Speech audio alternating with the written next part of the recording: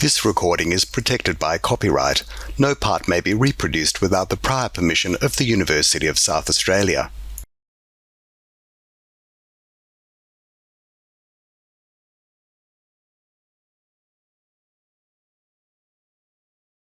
How lovely to be here on a Thursday morning and with Hannah and for the Stella Prize.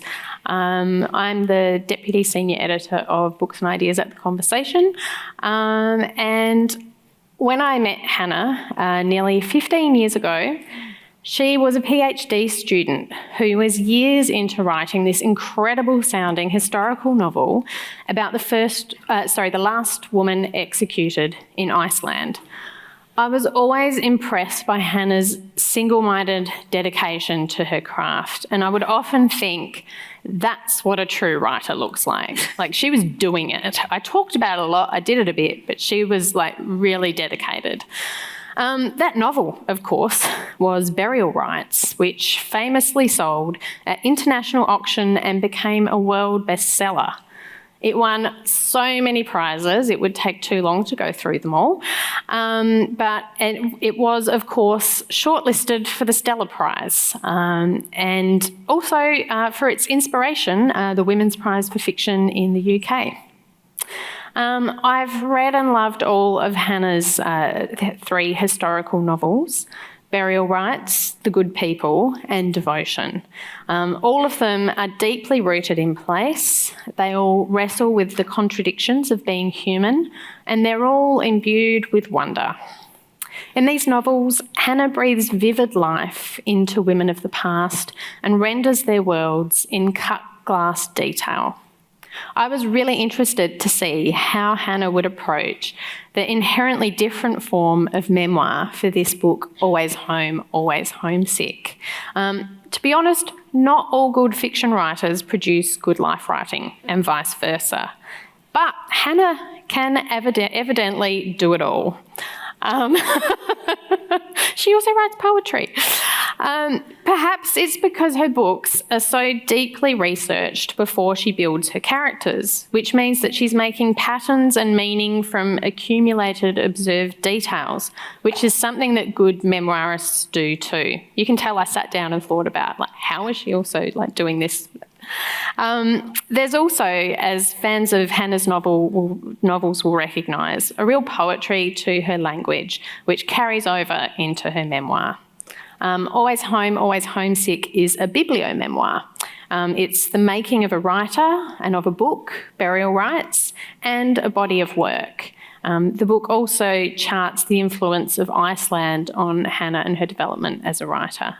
I was deeply moved to read this evocation of a sensitive, bookish childhood, and I was really awed by Hannah's detailing of the enormously rigorous, detailed and passionate period of research, writing and rewriting her first novel. And as I've said, I kind of was there a little on the sidelines, and I'm still amazed to realise just how much was in it. And I think anyone who's interested in writing themselves or just, going behind the scenes of a writer, this is a great book to read. So I'm really pleased to be able to chat to you about this, Hannah. Thank you, Jo. I think that's the nicest, most lovely introduction I've ever received. I feel like I could just step off and thank you so much. I won't tell any of the others. Hannah, I wonder if we can just start by I'd like to start by asking you why you decided to write this book and the story of your relationship with Iceland and the making of Burial Rights. It's funny, occasionally I've been asked where I get my ideas from, which I think is a very common question offered to writers. My answer has always been, this is before memoir even sort of crossed my mind, that the ideas always tend to find me. I always feel like I'm being pursued by something, sometimes in a lovely way, the sense that there's something wonderful and exciting and creative encroaching on my world and my days, and sometimes also in a sense that eventually I'm going to have to turn around and face this idea. It's not going to leave me alone, and it's something that I have just to move through to get past and to sort of shed it. An exorcism sometimes. And this was absolutely the case for this memoir. I had previously told my friends, several of whom were memoirists, that I would never write a book about my own life.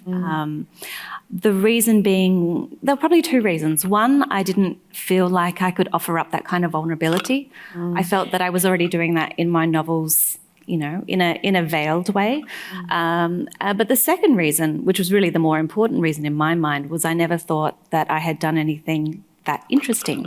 You know, that was the reason why I was interested in characters and in fiction. I was interested in other people's lives, and I didn't really like the prospect of returning to my own with the kind of, you know, forensic consideration that, you know, for example, I might bring to my novels. And then I found myself struggling to write my third novel, Devotion. I had just given birth to my second child. He was born 6 days after we went into the first national lockdown for COVID.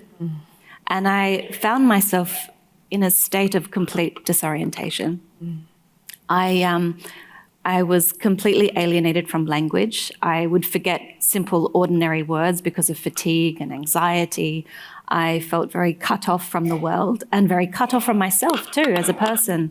I was a parent and I didn't know how to write as a parent. It wasn't really something I had done yet. And it was in this time and place where I was dealing with these concerns and this feeling that words were no longer within my easy reach. And not just for the sense of writing, also that I no longer had language, which had always been this my means of divining greater truths in the world, had always been my way of making sense of things. I no longer had that. I started to become quite unhappy, I think. And it was around this time that I started to dream. In my unhappiness, I started having these very significant dreams about Iceland. Every single night, I would dream that I was in Iceland. And because my sleep was so fractured from having a newborn and breastfeeding, I would often kind of be looping back towards this extraordinary landscape, which I had always, and now specifically at this time with lockdown, could not return to, that I missed very deeply, and back to this small, closeted, very domestic world. And around this time too, my mother, who's actually here today, in her brilliant sense of timing, she'll forgive me for saying this, decided to drop off a massive box of old stuff from my childhood, right at the time where I was very unlikely to be able to sort through it. And I remember in the midst of these dreams, in the midst of this concern of not being able to write a book, I did sit down with this box and I started pulling out these emails and these notebooks and all these sorts of things that I had clearly kept from my time away in Iceland when I was 17 years old, when I lived there for a year. And it was through reading them that I began to get this awareness that Iceland really had acted as this massive moment of redirection in my life when I was 17 years old. It gave me an appreciation of not only how much it had pushed me towards writing in myriad ways, but also the ways in which it had formed me as a person. And I think being in that moment of feeling alienated from myself and alienated from writing and being very unsure of what to do, having this yearning to be directed once again, I thought, I need to think about this. I need to actually re-examine those years and what they did to me. And that was really where that's my very long, convoluted way of saying where the idea for the memoir came from. But the more I thought, I'll kick it down the path, I ended up writing Devotion. It just kept following me. I thought, no, okay, this is a story that is asking to be told, and maybe now is the time to tell it. That's really interesting that you write in the book that Iceland was your original land of redirection, and then when you're seeking redirection, that's where, you know, you're going back to that. Yeah. I wonder if you might share with us just a little bit from the beginning of the book that will speak to some of these things you've just been talking about. Yeah, this is exactly the section in the book. Kveldvaka, Evening Wake, 2020. I stand at a place of wild liminality upon a shore of black sand. There is a raw and seething ocean before me, and the sky is a lowered brow. Behind me is a field of lava crowned with moss, and beyond that, a scoured glacier. The wind whips my hair against my neck. My skin is tight with cold, and I am alone and waiting. My waiting is of the enduring, desperate kind. Something is going to happen, and it shall be momentous. Something is coming, and I must meet it. The sky threatens blizzard. I recognize the heavy yellowing pall of the clouds, and I turn away from the rage of the sea and walk towards the lava, stopping before a crevasse. Somewhere, deep within the dark rock, I know a river runs. When I wake, it is to the warm glow of a salt lamp and the sound of a newborn inhaling as he prepares to cry. My body, dislocated from my mind, is already pulling itself up against the wooden bedhead and reaching into the bassinet at my side.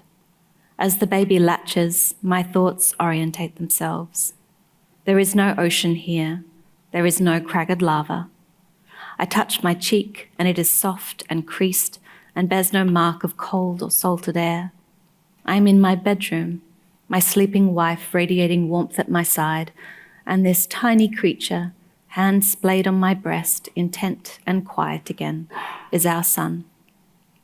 Again, I think, again and again, in one form or another, I am returning to Iceland. At 3 o'clock in the morning, our house is a womb. The bedroom is suffused with the lamp's pink glow, smelling of sleep and milk, tender things. I can hear a smattering of rain upon leaf litter as it drips from the trees outside, the hissing of possums in the feijoa. I'm in Australia, I tell myself. I am beneath the canopies of my childhood. Closing my eyes, I summon back the feeling of my dream. It felt premonitory. I come from a line of women who sometimes do dream things that are other and strange and not quite dreams at all. And there have been times in my life when my sister and my mother and I have known things, avoided things, warned of things dreamed. We don't usually speak of it outside of our tight trinity. It spooks people. But we three know the feeling of these not dreams, and I recognize it in that northern sea, in the boom of its crashing waves and their spray against my face and the hidden river running to meet it. I lick my lips and anticipate salt. I wait for a greater understanding. But it is gone. I open my eyes to switch the baby to my other breast, and the fugue that might have offered meaning dissolves in the realities of the T-shirt stretched down my front, the horror novelty of veins across my chest, the mug lipped with stains on the bedside table. I stare at the unread books stacked precariously beside it and feel dumb with fatigue. I am supposed to be writing my third novel. In a recent mood of forced optimism, I brought in a pile of titles for research I should by now have already read. I have not read them. I have not been reading anything. These past 2 years of unremitting exhaustion have acted like a riptide on my mind. I have been dragged beyond language. I notice that my son is finished, his mouth finally slack on my nipple, a thread of milk running down his cheek. I place him on my chest and feel his entire weight balanced over my heart. The wound on my abdomen twinges as his eyelashes flutter against my neck. He is more than what I may hold. He is dreaming of his own strange landscapes. Stop. Beautiful.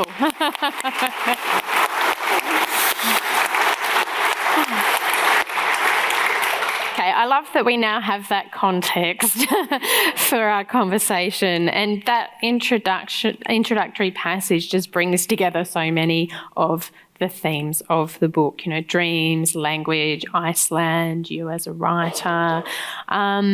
In a moment, I think we'll talk about how you first came to Iceland, but I'd like to just rewind a little bit first to ask you about one of the things that I really loved reading about in this book, and that in fact show, you know, you were talking about thinking you would never write a memoir because you didn't think you could tap that vulnerability. And one of the things that I really loved was that you do this beautifully about yourself as a child, and thinking about how you as a child became, you were always going to be a writer, I think, from this.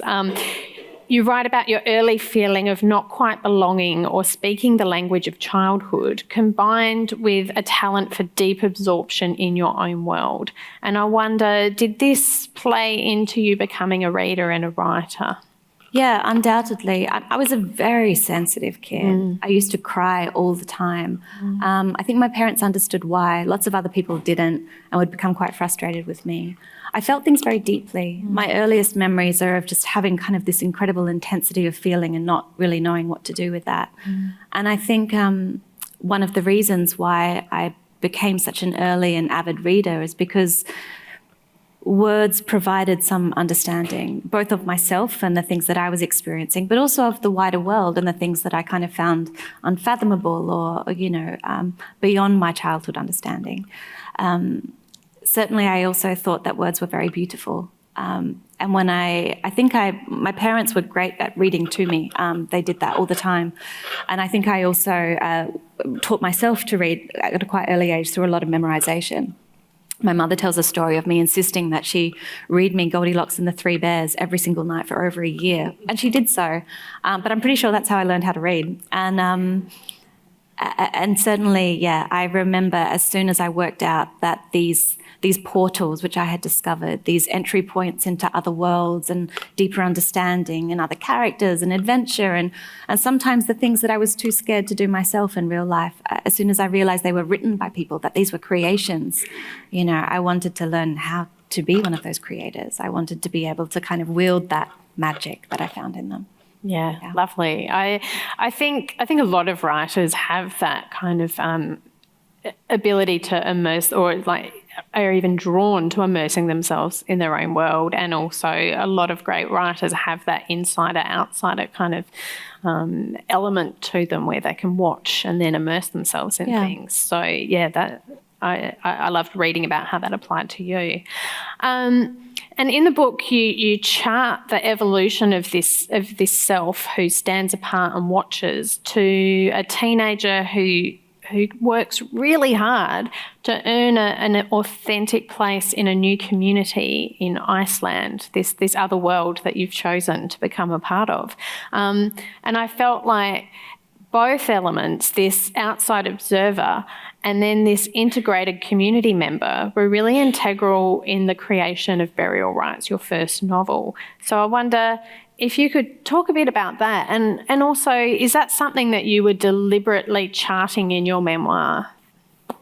Yes, I think a lot of, one of the extraordinary things I discovered through writing this memoir, through doing life writing for the first time, is, it's also the beautiful thing about hindsight, right, is the patterns emerge in ways in which they don't always when you're living them. You start to see a lot of cause and effect and even, thematic things that come up again and again. And certainly that was something that became very clear to me of how long I have often felt or identified as being an outsider for all sorts of reasons, and they have changed throughout the course of my life. And I don't mean that in a sad way at all. I mean that as someone on the periphery watching in, someone with a very good view who likes to be a little separate, maybe for that vantage point. But I don't think I really started to appreciate that in any concrete sense myself until I was in Iceland. I was not someone in high school who had a very strong sense of what I ought to do with my life. I knew that I should probably go to university or TAFE. I didn't know what it was that I should study. From a very young age, my parents encouraged me to, if I was going to be a writer, which I had announced, I think, at age 6, I should also look into being something else. A writer and. Always the and. And by the time I sort of reached my final years of high school, it was this something else, which started to give me a lot of, I felt paralysed. I didn't know what it was. I didn't know what I should be. I had started having kind of these deeper philosophical quandaries about, what it is to live a good life or a meaningful life, what it is to truly live as opposed to just kind of go through the motions. And this was around the time that my grandfather died, and he was the first person I very deeply loved I had known who had passed away. It was out of the blue, and it kind of thrust me ever deeper into this kind of philosophical wondering of what should I do and who should I be? And around this time, I started thinking a lot about awe and wonder and how these were the characteristics of my grandfather that came up a great deal at his wake and his funeral. These were the things people treasured about him. He had this incredible capacity and love of beauty and natural beauty particularly, and this very, I think in some ways a very spiritual love of life. And so when I was at high school, in these early months of my year 12, not knowing what I should do, and the counsellor announced that the local Rotary Club were offering these opportunities for people to go live overseas for 1 year, I knew immediately that this was for me. The thing with Rotary exchanges is that you don't get to choose where you're going to go. I remember it was enough for me to be able to live overseas for 12 months. And then when they asked me what countries I would like to be considered for, I thought, well, I've never seen snow. That might be useful. I might enjoy doing that. That sounds something that might be wondrous. And I think I popped down Norway and Sweden and Finland or something like that. And then during the process of being interviewed, I was asked how I would feel if I was sent somewhere where it was dark almost 24 hours a day in winter. And I was like, that sounds fascinating. I would love to experience something like that. How extraordinary. And I swear that was the moment they decided. And I was the only person they sent to Iceland, whereas, 5 people to Belgium, 5 people to the US. And so I did. I ended up landing in this very, a small country. At the time, Iceland only had a population of 250,000 people. But not only was I not in the capital in this of a small country, I was also up north in a very small fishing village. And I arrived in January in the midst of all this darkness. I was placed with a family and a host brother who refused to speak to me. And I realised very quickly that everyone knew who I was. So I had this extraordinary experience of, say, for example, walking to high school. I had to attend as part of the exchange through this ice and darkness and snow and these winds that would just come roaring in from the Arctic, and having cars pull up next to me as I was walking and me sort of freezing in fear and the windows being rolled down and all these faces sticking out. And then sort of muttering to themselves in Icelandic, which was a language I had not experienced outside of a few occasional Björk lyrics. And then I would hear my name and I realised they were like, oh, yeah, that's Hannah, that's the Australian exchange student. They're like, yeah, that's her. Roll up the windows and keep driving. And, so it's this bizarre sort of, yet at school no one would speak to me. And I think that I'm being a shy person, all attempts at conversation, this was a place where people's friendship groups were set in stone before they finished preschool.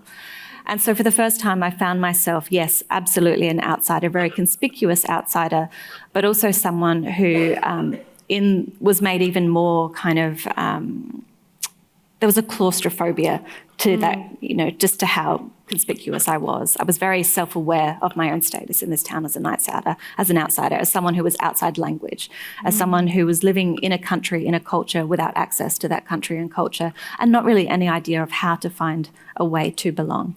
And so what did I do? I started writing and I started reading and I tried to decode my experience through literature. Yeah, and you learn the language of Icelandic, and that is not only opens you up to being a person who can tell this amazing story that you find, but to become a part of this community and this culture.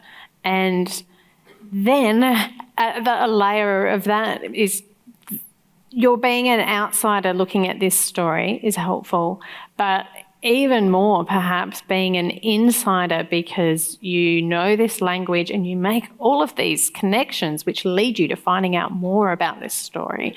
I just loved that contrast, that balance. Can you maybe talk a little bit about that? Yeah, I mean, the language, learning Icelandic was integral to my experience there in more ways than one. Certainly in learning about the true story, which you mentioned, the woman, the last person to be executed in Iceland. It happened at around the same time. I think my interest in this story and the first time I discovered it coincided too with my first kind of discovery of a door into the language. What had happened was one night my host father, a very quiet, tall man who didn't really speak to me, came to my bedroom door and said, okay, Hannah, we're going to go now. And I was like, I don't really remember that we have to go anywhere, but so much was being lost in communication, I just went with him. And he drove me down to the industrial part of the town near the fishing factory to this warehouse which looked abandoned. And he told me to get out, and I did. And I thought, I'm definitely going to die. And I follow him, not knowing what else to do, through the snow, up the stairs of this warehouse. And we get to the top and he's like, okay, I'll come and pick you up in about 2 hours. And I'm like, I'm sorry, where are we? And then the door opens and I realize I'm standing in this room with about 15 other people staring back at me like, what are you doing here? And they're all smoking and drinking coffee. And he's like, okay, yep, okay, bye. And he leaves. And there's this moment of really awkward exchange. One of them speaks to me in Icelandic. I don't understand. I'm saying, I'm sorry, I'm Hannah. I'm the exchange student. They're like, oh, okay, yeah. Oh, so what are you doing here? And I said, I'm sorry, what are you guys doing here? And they said, oh, we're the theatre company in this place. We're rehearsing a play. And I think your host father thought that maybe you wanted to be on the stage with us. And I was like, yeah, that sounds great. And they're like, but you don't speak Icelandic. And I was like, no, I don't. And so they're like, oh, and they're kind of looking at each other. Eventually they go and they have a little huddle. And then one of them comes back and says, okay, so we've been thinking about this. And we were wondering if perhaps you would like to be our slave. And at this stage, I was so desperate to belong to anything. I was like, sure, yes. And then they're like, okay, great, because we actually, we really need somebody to come and to mop up the blood. the blood. And they're like, yeah. And then eventually it all starts to come out. They're realizing I'm sort of, staring at them bug-eyed. And they explain to me that the play is about 6 people who die on stage and then finish the rest of the play as ghosts. And they want me to be the props girl, the person behind the stage who's mopping up all the fake blood, who's setting off the gunshots and the nooses falling from the beams and all these sorts of effects. And I do. And then, of course, I realise that even though I'm not acting on stage, I still need to have enough knowledge of Icelandic to be able to make a correlation between what I'm hearing on stage as cues and the script in front of me. And so I start memorising the script. And this is the first time I really start to get a grasp on Icelandic. But of course, my vocabulary from the outset is blood, blóð, murder, morðingi, all these sorts of words. So this is kind of where my head is at when suddenly I'm being driven by my host parents down towards the south of Iceland. And they're incredibly quiet and silent in the car, as they always are. And I don't know if anyone's been to Iceland, but northern Iceland is just an exquisite, I don't know, it's a wilderness. It's the most beautiful landscape, one of the most extraordinary landscapes you can be in. Nature has such a, I think in some times where we are, we can forget the presence of nature. We're inside, we're in artificial heating and lighting, and driving through North Iceland, you are such a small part of this place that you cannot but be humbled by what you see outside of the car window. And I was in this state of utter reverie and awe driving through this landscape when we rounded the corner of a mountain. And there are no trees really in northern Iceland, so you can see for an extraordinary distance. There's also very little air traffic over Iceland, so the air is incredibly pure, which means you can actually see a lot further than you can ordinarily, say, in Australia. And I was gazing out for kilometres, it seemed, over these valleys, these mountainous valleys. We round the corner and suddenly the landscape erupts in these small hills. And it's extraordinary. It looks like something out of a dreamscape. And my curiosity was enough for me to broach the silence in the car and ask my host parents whether these were Viking burial mounds or something like that. And they said, no, it's not that. These were a snjóflóð, an avalanche. These were caused by an avalanche. But they said, it's interesting that you point out this place because over there, and they pointed to these 3 hills standing together, those 3 hills are called Tristapar. And that is where the last person in Iceland was executed. And I was immediately intrigued, I think, probably, because I had the first, the murder words, the blood words, the haunted words in my head. And also because it was such an extraordinary place. And I was like, well, what happened? What did he do? And they said, no, it was a woman. It was a woman called Agnes Magnusdóttir, and they cut off her head by broad axe. I was like, why? They said, she murdered these 2 men, and then she burnt down the farm where they were living, the turf, the old Icelandic turfam. And there was another 2 people involved, and also a man. He was also had his head cut off. And I immediately asked, as I think anyone would, but why did she murder these men? And they couldn't really give me an answer. They said, oh, some people think that one of the men who died, he was her farmer, he was her, her boss. And lots of people thought that maybe she was in love with him and he didn't want her. So she went crazy and killed him.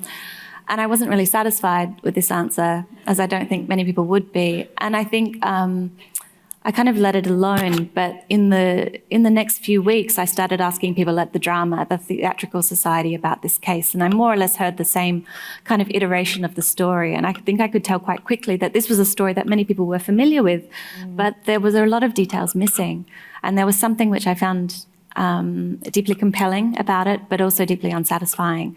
And this dissatisfaction, and also I think probably what I can now see as an implicit recognition of Agnes being someone who was also an outsider in a small Icelandic town, made me become, in my mother's words, obsessed with her, which then later led me to, wanting to understand who she was, not to find her innocent, but just to understand who she was. Yeah, you write about wanting to find her humanity and actively resisting portrayals you find that are making it like a film that you watch where it makes her too much of a saint. It excuses her too much. As you were talking, it's so interesting that, as you say, that one of your first immersions into Icelandic in the community, comes from blood on the floor, wiping up blood on the floor. I wonder if you could talk a bit about the role of fortuitous coincidence in creating burial rites, not just in these discoveries that you've just outlined, also this just coming across the site. With your host parents, but also through the research process. I found that really fascinating, where you for instance, have conversations when you're in the archives with someone who turns out to be an expert on this farm, and when you're staying on this remote farm, you have, when you're on an 8-week study trip to Iceland, specifically to research the book, you've been hunting and hunting for this particular book that has a chapter on Agnes that you really need. You can't find it anywhere. It's not any of the places it should be. But this man who you're talking to at the farm just produces it. There's so many of these things. Can you perhaps tell us a bit about that and your research process? Well, that's the one you mentioned about the man on the farm is probably one of the more extraordinary stories. Yeah, that really is. And it was funny because even when burial rites came out, I was aware that so much of my research, I ended up giving a paper in London about synchronicity in the writing process because I was aware that so many of these very strange and meaningful coincidences had happened to me. But even in the process of writing the memoir, I discovered even more. Again, when you start to recognize these patterns and start to have a bit more distance from the events, you think, this is quite extraordinary. And I mean, I'm aware that with synchronicity, all of the meaning is being applied by me. I find these meaningful for deeply personal and subjective reasons, but in my mind, that doesn't make them any less extraordinary. But the story with the farmer, if you're happy for me to tell it. Please do.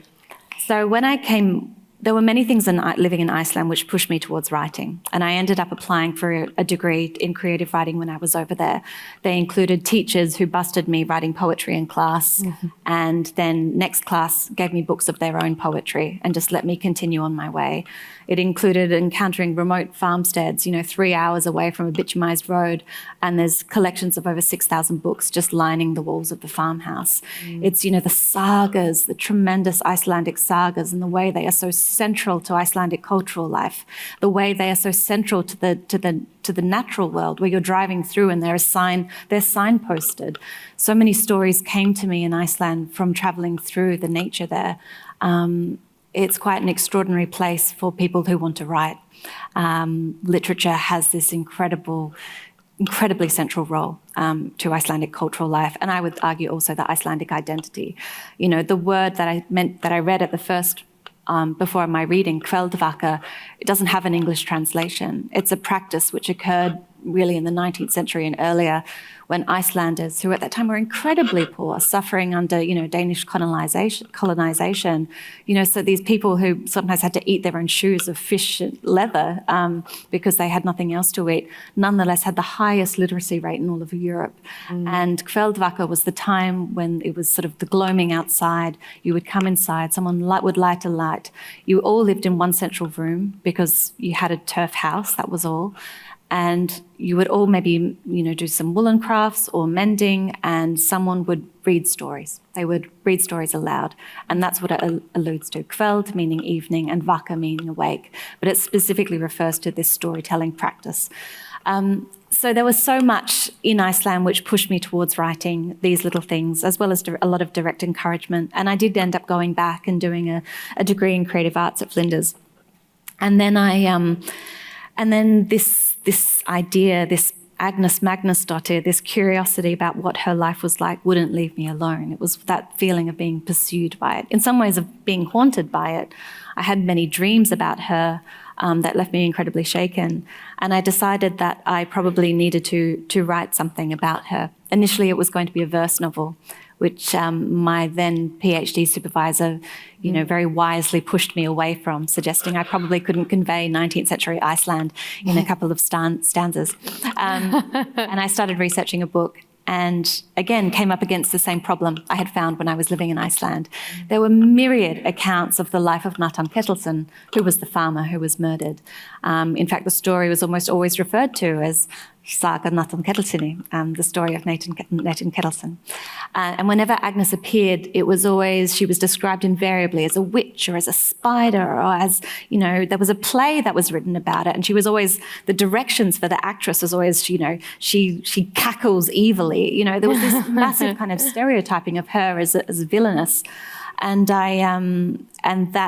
that absence of a true person, that absence of humanity, made me want to try and find her in the records.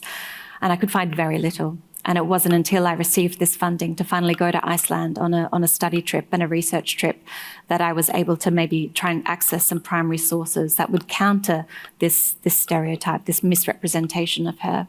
And one of the things that I went to Iceland knowing I would hopefully find was a book.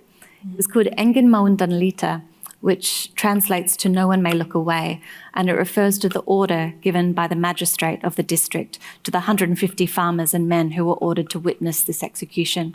It was very much a statement of power when the execution occurred. And I knew from Iceland's wonderful book database that there was an entire chapter about Agnes.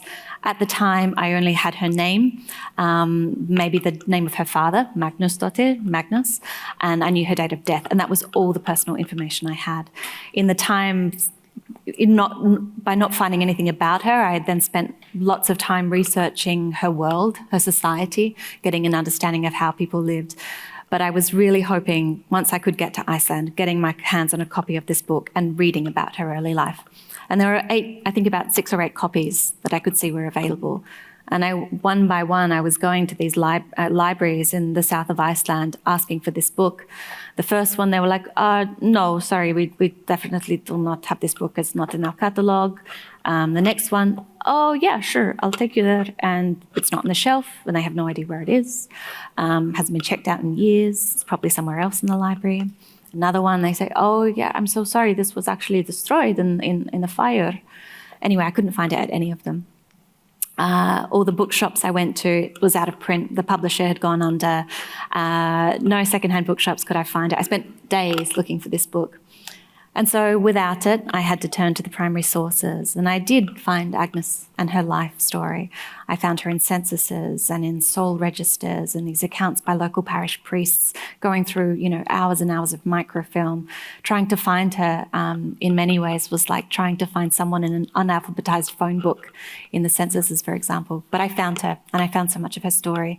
And then once I had all this information, I thought to myself, I really need to sit with this. I need to work out how I'm going to make it a novel. I also need to sit with the absences, the things that I now know I will never find out about her. And I went up to a place called Osar, which was a dairy and barley farm.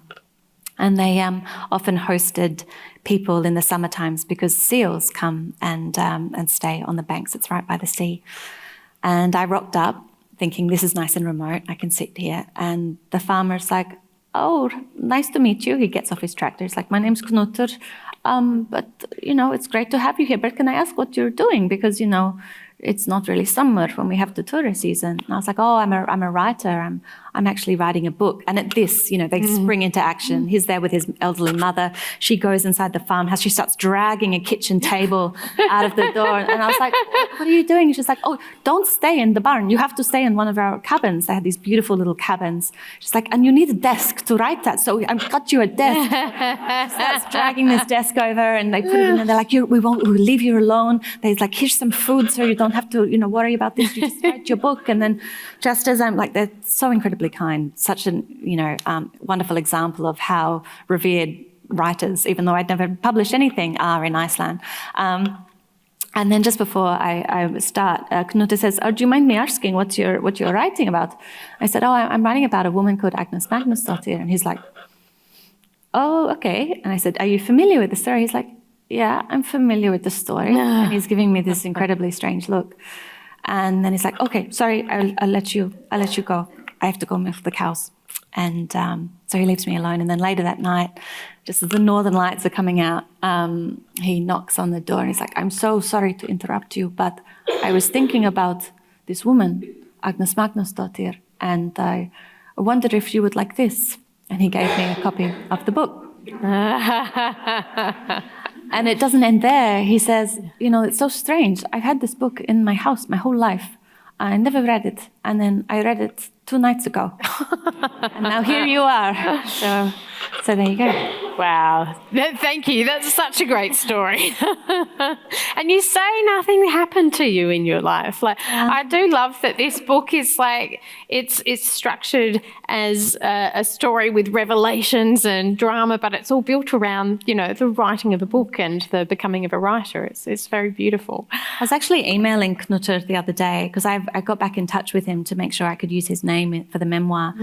And he actually just very recently sent me this beautiful kind of reflection on the Norns of Norse mythology and the 3 witches at the foot of Yggdrasil who weave the way, the past, present, and future, who weave the fates and destinies of men. And, I have long thought this about the both of us, but he said, I really do feel like we were fated to meet. I really do feel like, we were always going to meet and talk about Agnes, because we did. He helped me translate so much of that book. And so much of that book then turned to be historical accounts of other deeply fortuitous and synchronicitous events, extraordinary dreams, foretellings, the crazy story of the psychic and the way in which Agnes's bones were eventually found 100 years after her death. So yeah, it's something which I still think and reflect about a lot. I think it's lovely that we've come full circle here to, your book begins with a dream and with you being haunted by Iceland. And obviously that's something that's run throughout your history with burial rites, with Agnes's story, and continues. Just briefly before we go, I'd love to ask you about... Truth in memoir's been all over the news lately, and as it periodically is. But actually, I was really struck in reading your memoir by a conversation with your mother about your obligation to the truth in writing historical fiction. Your mum says at one point when you're writing that as a fiction writer, you have no obligation to the truth, but this doesn't sit right with you. And you write, all my life, I have read fiction for its proximity to truths, deep, complex human truths. And I wonder if you can just briefly tell us about what that relationship with the truth is for you when you're writing historical fiction. Yeah, I think that's true. I have always read fiction because it has felt true to me. But I would also point out that, I say truths not in a singular sense. Yeah. I think one of the beautiful things that fiction can offer us is that proximity. It's not exact. Anything written in first person, anything written after the fact, just through a mode of representation, is necessarily not going to be completely true. Everything's been moderated through a mind or through a perspective or bias and ideology. Everything we write is informed by the times that we live in, the people that we are. And that's true of the process of reading. I mean, I really do think that most books are completed by the reader. And the reader brings all of those other perspectives to them. They bring their own life to it. The meanings are always going to be slightly different. But I think that amongst all of that, there is an approximation of something which is true. And I think that's why we feel ourselves being moved by works of literature. That's why they can make us reconsider these same ideologies and biases and prejudices. And that's certainly something that I revere in literature. I think it's a little harder when it came to memoir. I was conscious of not lying by omission, but at the same time very aware that a big part of memoir writing is, I guess with novels, I've always struggled with not having enough information. Even after the research, there's always something that needs to be built. Fiction is always going to be there to cover the gaps.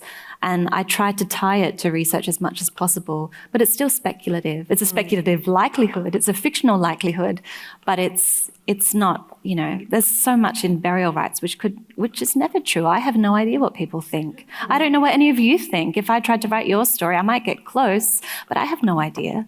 But this again offers us something. It offers us something more than what we would have if we didn't have that.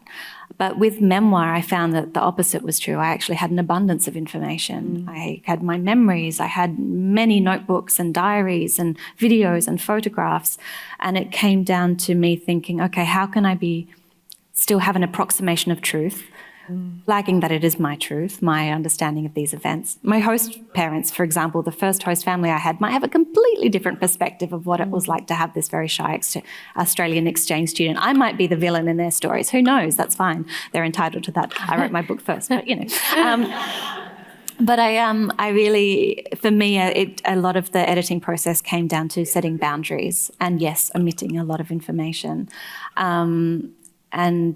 And yet doing that whilst also trying to communicate something which is true, something which is real, even if it is only deeply true and real to me. Does this make sense? It really does. And I think that often is, that idea of balancing truths is such a key part of writing memoir, of knowing what you need to put in so that you're not misleading the reader, but also, obviously you're crafting something, so there's so much you need to leave out. So it's so interesting to hear how you worked with that balance. But yeah. I think for me it comes down to intent. Yes. And I think knowingly, lying with knowledge, I think that's terrible. Deliberately misleading people, I think that's not on. I don't like that.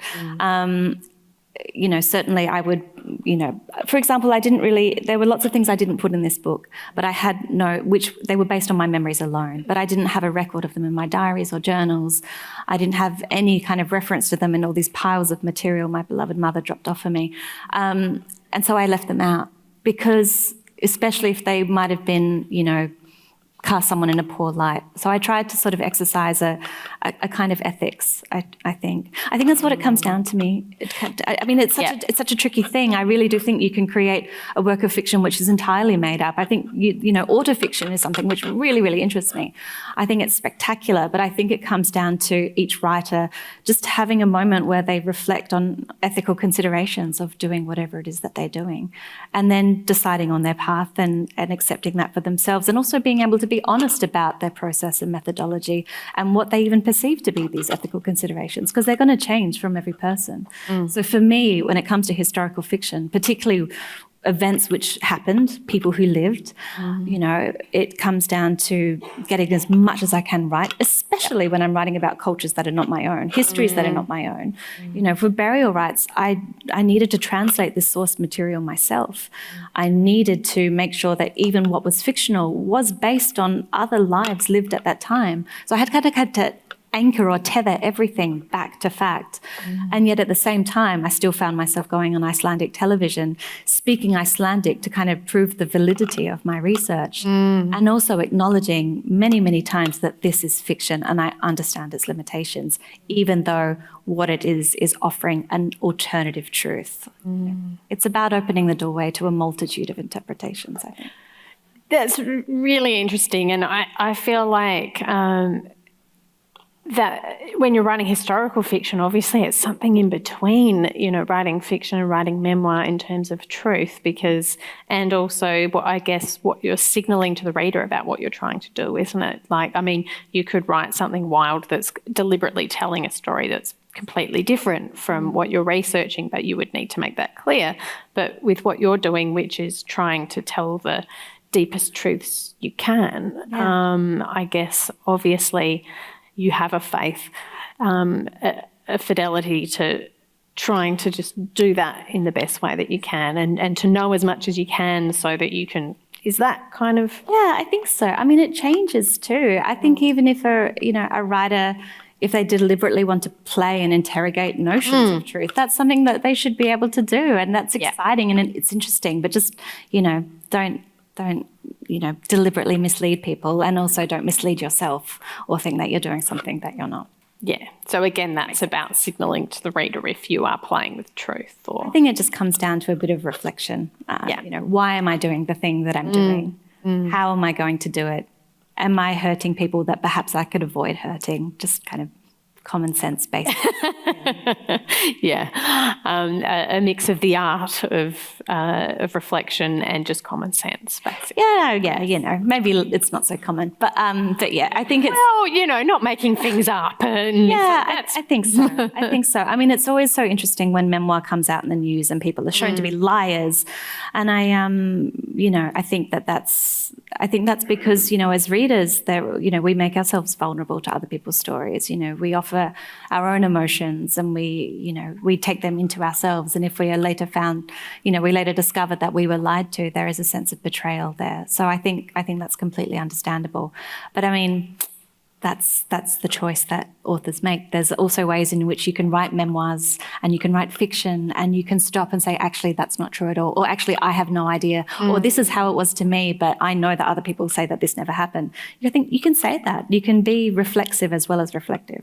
Yeah, absolutely. I think, as we touched on, you started to write Agnes's voice as poetry, didn't you? And that I think that comes through in the finished novel of Burial Rites. It's still very poetic. Have you thought about going back to poetry, or is that something? I was just very curious because you've gone from novels to memoir, and then you started with poetry. Is that something that you still? Poetry is where everything starts for me. Poetry, I think some of the earliest things I was, read to were poems. Poetry is what I read when I get stuck in my own writing. I so admire the concision and precision of poetry. I love the craft in it. I find it deeply inspiring. I read a lot of poetry when I write. I don't think I'm a tremendous poet by any regard, but it's something I would like to become better at.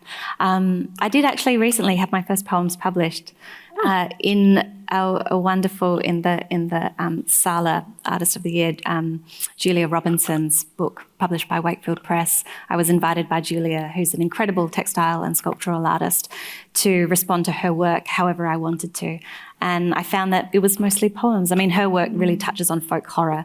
And so I found myself turning to sort of, I guess, a folk musical tradition and those sorts of rituals, and poetry I loved it. It was so much fun. I have no idea if the poems are any good, but I really enjoyed writing them. And they published them. Well, having read the poetic elements of your books, I'm sure that it is. But it's very interesting that when you're just invited to play and do whatever you like, that's what came out. Oh, totally, yeah.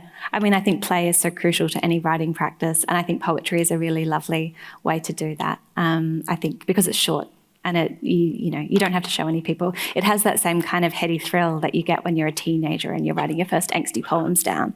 I think that actually carries throughout life, certainly for me. To finish, I just wondered, another thing that's been in the news a lot recently, less than half of parents find it fun to read to their children now. But it's obvious reading your book that storytelling with your parents played such a key role in shaping your love of reading and writing. You write that you were born into story and word hungry. Do you consciously create that environment for your own children? Yeah, definitely.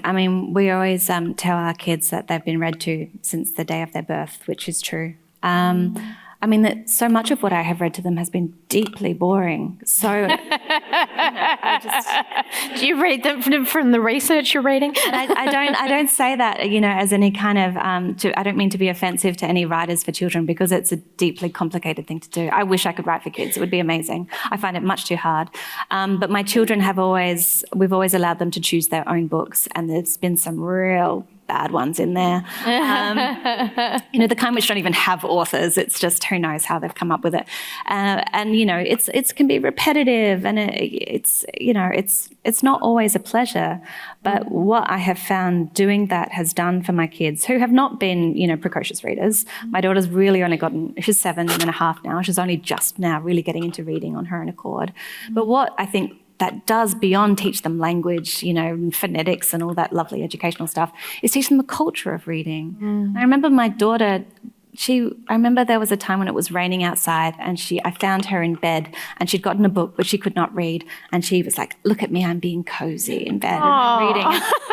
And I love that she knew that was something that you do, that books are comforting, that there's something that you can have with you, that you can keep company with them, that you can finish your day with them, that libraries are safe and familiar places, that books, they know their way around. It's a familiar place for them. And now that she is finally coming to language and to story, I really see that with her. She likes to read herself to sleep every single night now. I never saw this coming. I really didn't think she was going to be a reader, but she is. And it's because it's that, like I say, that familiarity and that comfort and understanding that books are something that she deserves to have, that she can open her own self, that it's like you're trying to acquaint your children with books in whatever ways, in a multitude of ways. It's not just about language. So I think it's incredibly important. And I love being read to as well. It's not something that has to stop at childhood.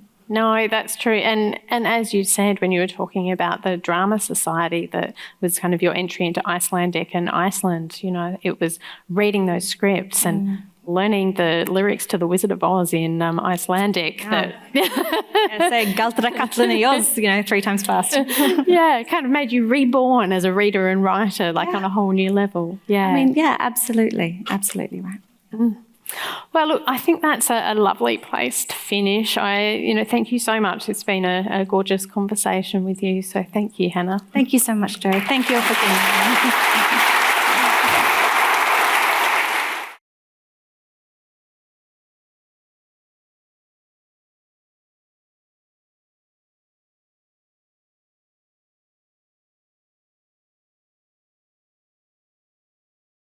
Great to be here at the Hawke Center. I love this building. There's a lot of great conversations that happen in this building, and if you haven't been before today, I hope you come back, because there's just constantly interesting stuff happening.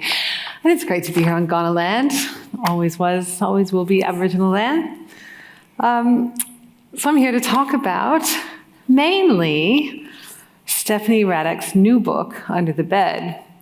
But I also wanted to begin by talking about all 3 of the books as a series. Would you consider them a series, or how would you consider them?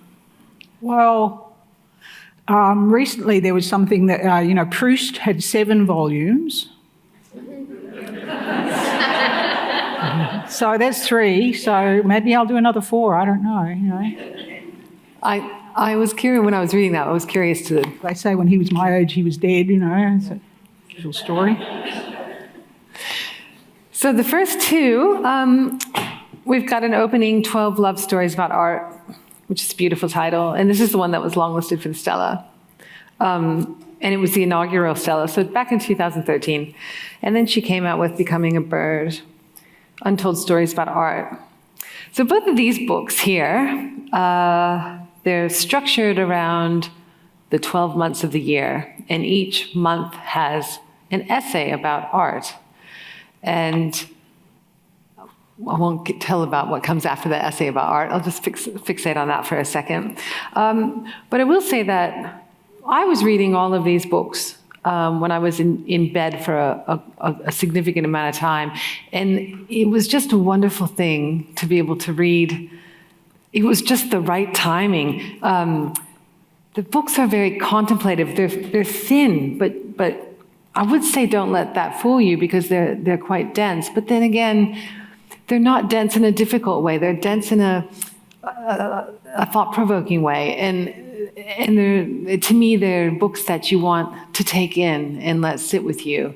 And this is the first question I have, is that when I was reading these two books, I was thinking, should I be reading one essay a month? So I'm just reading January's in January and February's in February, and because then I could really sit with the essay itself and think about it, let it percolate sort of throughout the month. But you don't listen to an album one song at a time, do you? You listen to the whole thing, so you get the totality of it. So I was just curious about these two different ways of reading these two books. And do you have any thoughts about those alternative readings? Well, when an opening came out, someone did say, I'm reading one a month. I'm sort of set myself this thing to read one a month because, it's January, February, March, etc. But I don't think that's necessary. I think it's, 6 of one, half a dozen of the other. But one of the reasons why I use the January to December is not because it's not really tied in with the seasons, which it could be, like a gardening manual or a life cycle or something like that. It's more that I have always really liked calendars that, you have on the wall with different pictures for each month, and then you write what you're doing or what's happened, and there's this sort of sense of time, but also the art is usually really good, if you're lucky, if you buy a good calendar. So there's some sort of something there for me in the calendar. And I was thinking about this, and I was thinking, if Heather asked me how did I start to write this, I might say that with an opening, I actually, because I've been working as an art critic for a very long time, where you have very short word count. You think a lot, you write a lot, you see a lot, but you don't get to write very much because you haven't got much space. So I had all this stuff stored up, all these ideas and memories and thoughts, and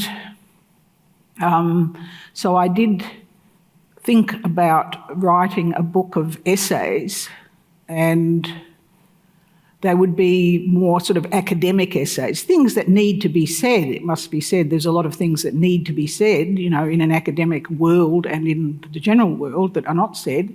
So there's that. But and then I started to write something like that, and then it was just very boring, and felt terrible. So then it was like, people who are writers know this, that I think that's what Hannah talked about as well, like serendipity, or I think she talked about synchronicity, but I was thinking about serendipity, or chance, elements of chance. And when I started to write about this Hieronymus Bosch picture, which is from a calendar, and that was when I was a child, and this picture was from the calendar, and I just have looked at it for a long, long time, and I just started to write about that, and then all these other things came in. In writing about one picture, you're able to talk about practically anything as well, something quite personal as well as big world issues. Yeah. So that's where the sort of calendar, so that was March. I think that's March in an opening. And then I realised I had a mode of working, which was to start with an artwork and then have a chapter or have a month on that. Yeah, it's. The essays are fantastic in that when you're reading them, because they're about art and they're about how art affects the way you look at your world around you. And yeah, as I was reading them, I was thinking what I loved about them is that they do something to you as a reader to read them, because you are looking at life through art. And you got to take your phone with you too, though. You have to Google, and you got to look at the art too, I think. Oh, to look at the pictures. Yeah. Yes, that's also what people said. It took me a long time to read it because I had to keep looking things up, Yeah, but it's worth it, isn't it? And it's also, the ideal is that it's embodied. It's not intellectual, it's actually embodied, those two, the two things together, not just the one. Yeah. And then at the end of your essays, each essay ends, has a little, what are those called, an asterisk or whatever, and then there's 1 to 3 paragraphs or so about your dog and about walking your dog or something your dog does. And I just thought you could speak to that and how that became part of each month and how that became part of the structure and why the move from art to the dog. How does that work for you? Well, I was thinking about that you might ask something like that as well. And I remember reading writers, there's 2 people in particular I was thinking of. Nicholas Thomas, who is a curator, director of Museum of Anthropology in Cambridge, but he's Australian. He came from Australia. He's written a lot about the Pacific. And another one is Greg Denning, who is an anthropologist and historian and also wrote a lot about the Pacific. And both of them insert themselves, Nicholas Thomas walks down the street in Auckland and sees something and then investigates it. And so it comes to life, as I say, the visceral, the 3D life. And Greg Denning does the same thing. He goes to the beach where Gauguin died or something like that. So with the dog, it was like you've got this chapter which is about art and ideas and colours and experiences, and then you bring it back to home, which is where you are with the dog, where you have every day you're going for a walk with the dog in a particular neighbourhood, which is just as important as any other neighbourhood in the world, like we always get New York, or Paris, and it's like, well, Adelaide is, or wherever you are, that is your world, So that's what the dog... And then you can, and it's also you have to do it. Walking the dog's an obligation, which is not always what you want to do, but then you try and turn it into something pleasant or interesting at least, It's interesting because I feel like as a writer reading a book, I'm always trying to work out what they're doing and how that's working. And I kept trying to find the connection between what you had just written with the art and what the dog has done and make, this, that's rounded the whole thing off. And then kind of worked out, I don't think I'm meant to round anything off. And it's more about observation, like people walk the same place every day, but they don't look at what they walk past. And this is looking at what you walk past. Yeah. And being observant about it. Like at the top of our street, there's this sign that says this woman gave this piece of land to the people of Adelaide or South Australia as a national pleasure resort. And I mean, if anyone looked at it, they'd just say, it's just a block, of wasteland, but there's the sign. Yeah. And she was a Miss Ferguson. So, she probably had no children, never got married, gives this land, which is supposed to be one of the only unfarmed bits in Adelaide, Yeah. So, I don't know why. It's, and being somebody from Adelaide, it's great reading a book based in Adelaide. It's wonderful. We need more of it. Okay, so the new book, Under the Bed, Inventories of 2020 to 2022, which everybody would recognize what those years were, the pandemic years. So with this book, you've moved from the single personal essay per month to single thoughts, single sentences, single fragments for certain days of each month. So you've still got the kind of a good monthly structure going on, but you've tweaked it. And so I'm just really curious. So this is just an example of one of them. On page 147, under day 29, you write, prepare to die, do the paperwork, get your house in order, and live it up. And that's it. And I kind of feel like that is a good summary of the book in a way. I really love that one. I like to leave it up. Yeah. Yeah. It can be hard.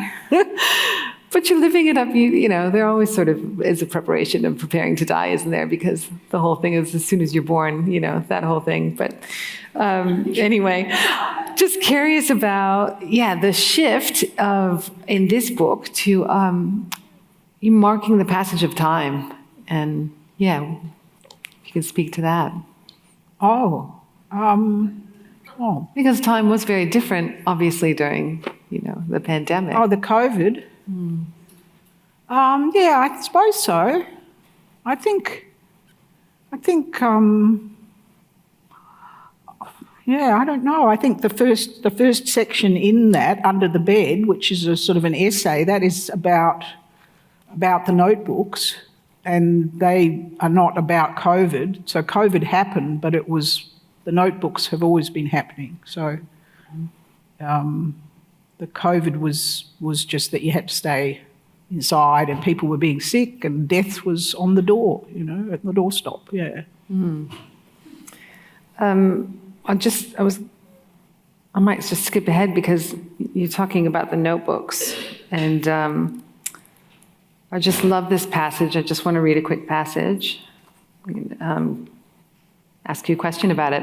So I took this first essay as an introduction to the whole book, and your discussion of notebooks is fantastic. And you say, "Will I ever be able to mine the notebooks and then destroy them? Why don't I just throw them all away? Can I relive the past? Is it safer, quieter, eternal?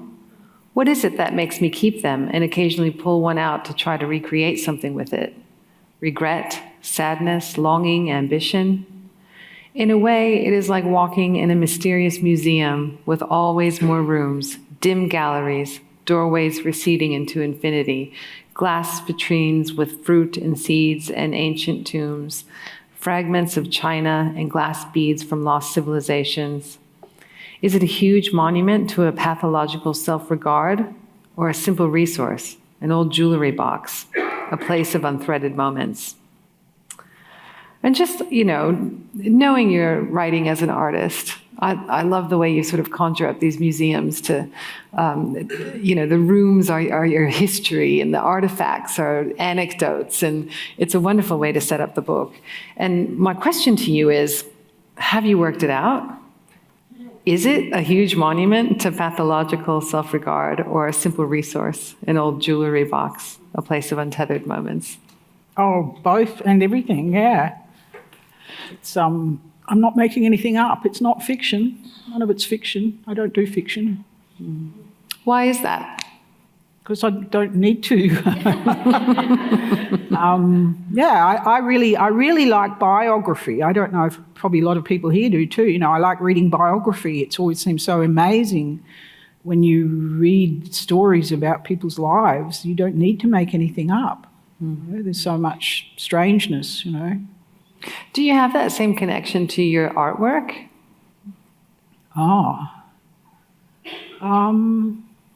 I think with the artwork, I have to refer to something real, yeah. And it's not a intellectual artwork. It's a very visceral artwork. So perhaps that's a bit the same with the writing. Yeah. Well, I'll get back to your artwork in a minute, but because it's in the book in bigger ways than it's in the other book. Yeah. So we'll talk about that in a minute, but I just was hoping you might read something for everybody here so they get a sense of your writing. They don't want to hear me read it. Sorry. Oh, hang on, get the other glasses out.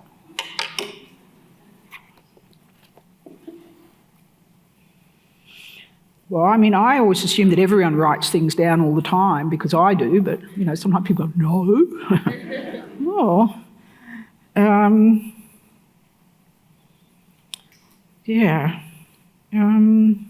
you just read that bit, so I'll just read the next bit and over. This Under the Bed, the actual piece Under the Bed, which was published by itself in Heat magazine, it just sort of came out, like the editor asked me for something and I sent her something and she went, no. I sent her something else, So then I had this somewhere in a file on my computer and sort of pulled it out and did some stuff on it and sent it off, and she really liked it. And so that's what I'm saying, I suppose, about that serendipity thing. It's sort of not really planned. There's no plan, you know. A palace of memory. They are a garden too, old, rather overgrown, neglected, abandoned, wild, and must stay wild. The unpacking must be done privately.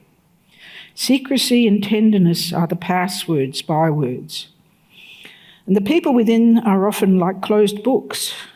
Sometimes they open a little. Some people go out, some go in and don't appear again.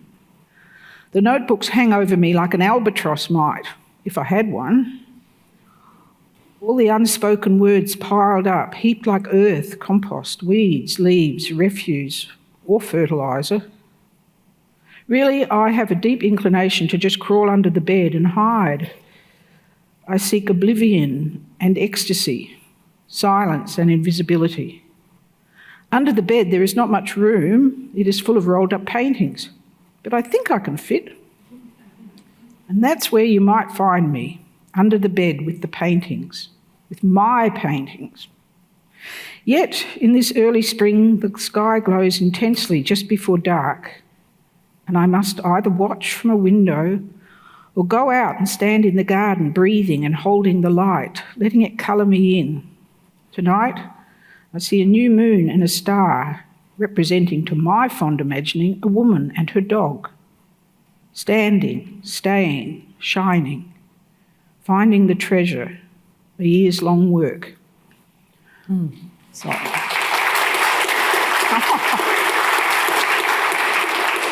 And the thing, a year's long work, is a reference to Paula Modersohn-Becker, who's in the beginning of that piece, who died when she was like 34 or something after having a baby. And Rilke wrote about her wanting a year's work, like all artists and writers want. Time to work and space to work, yeah.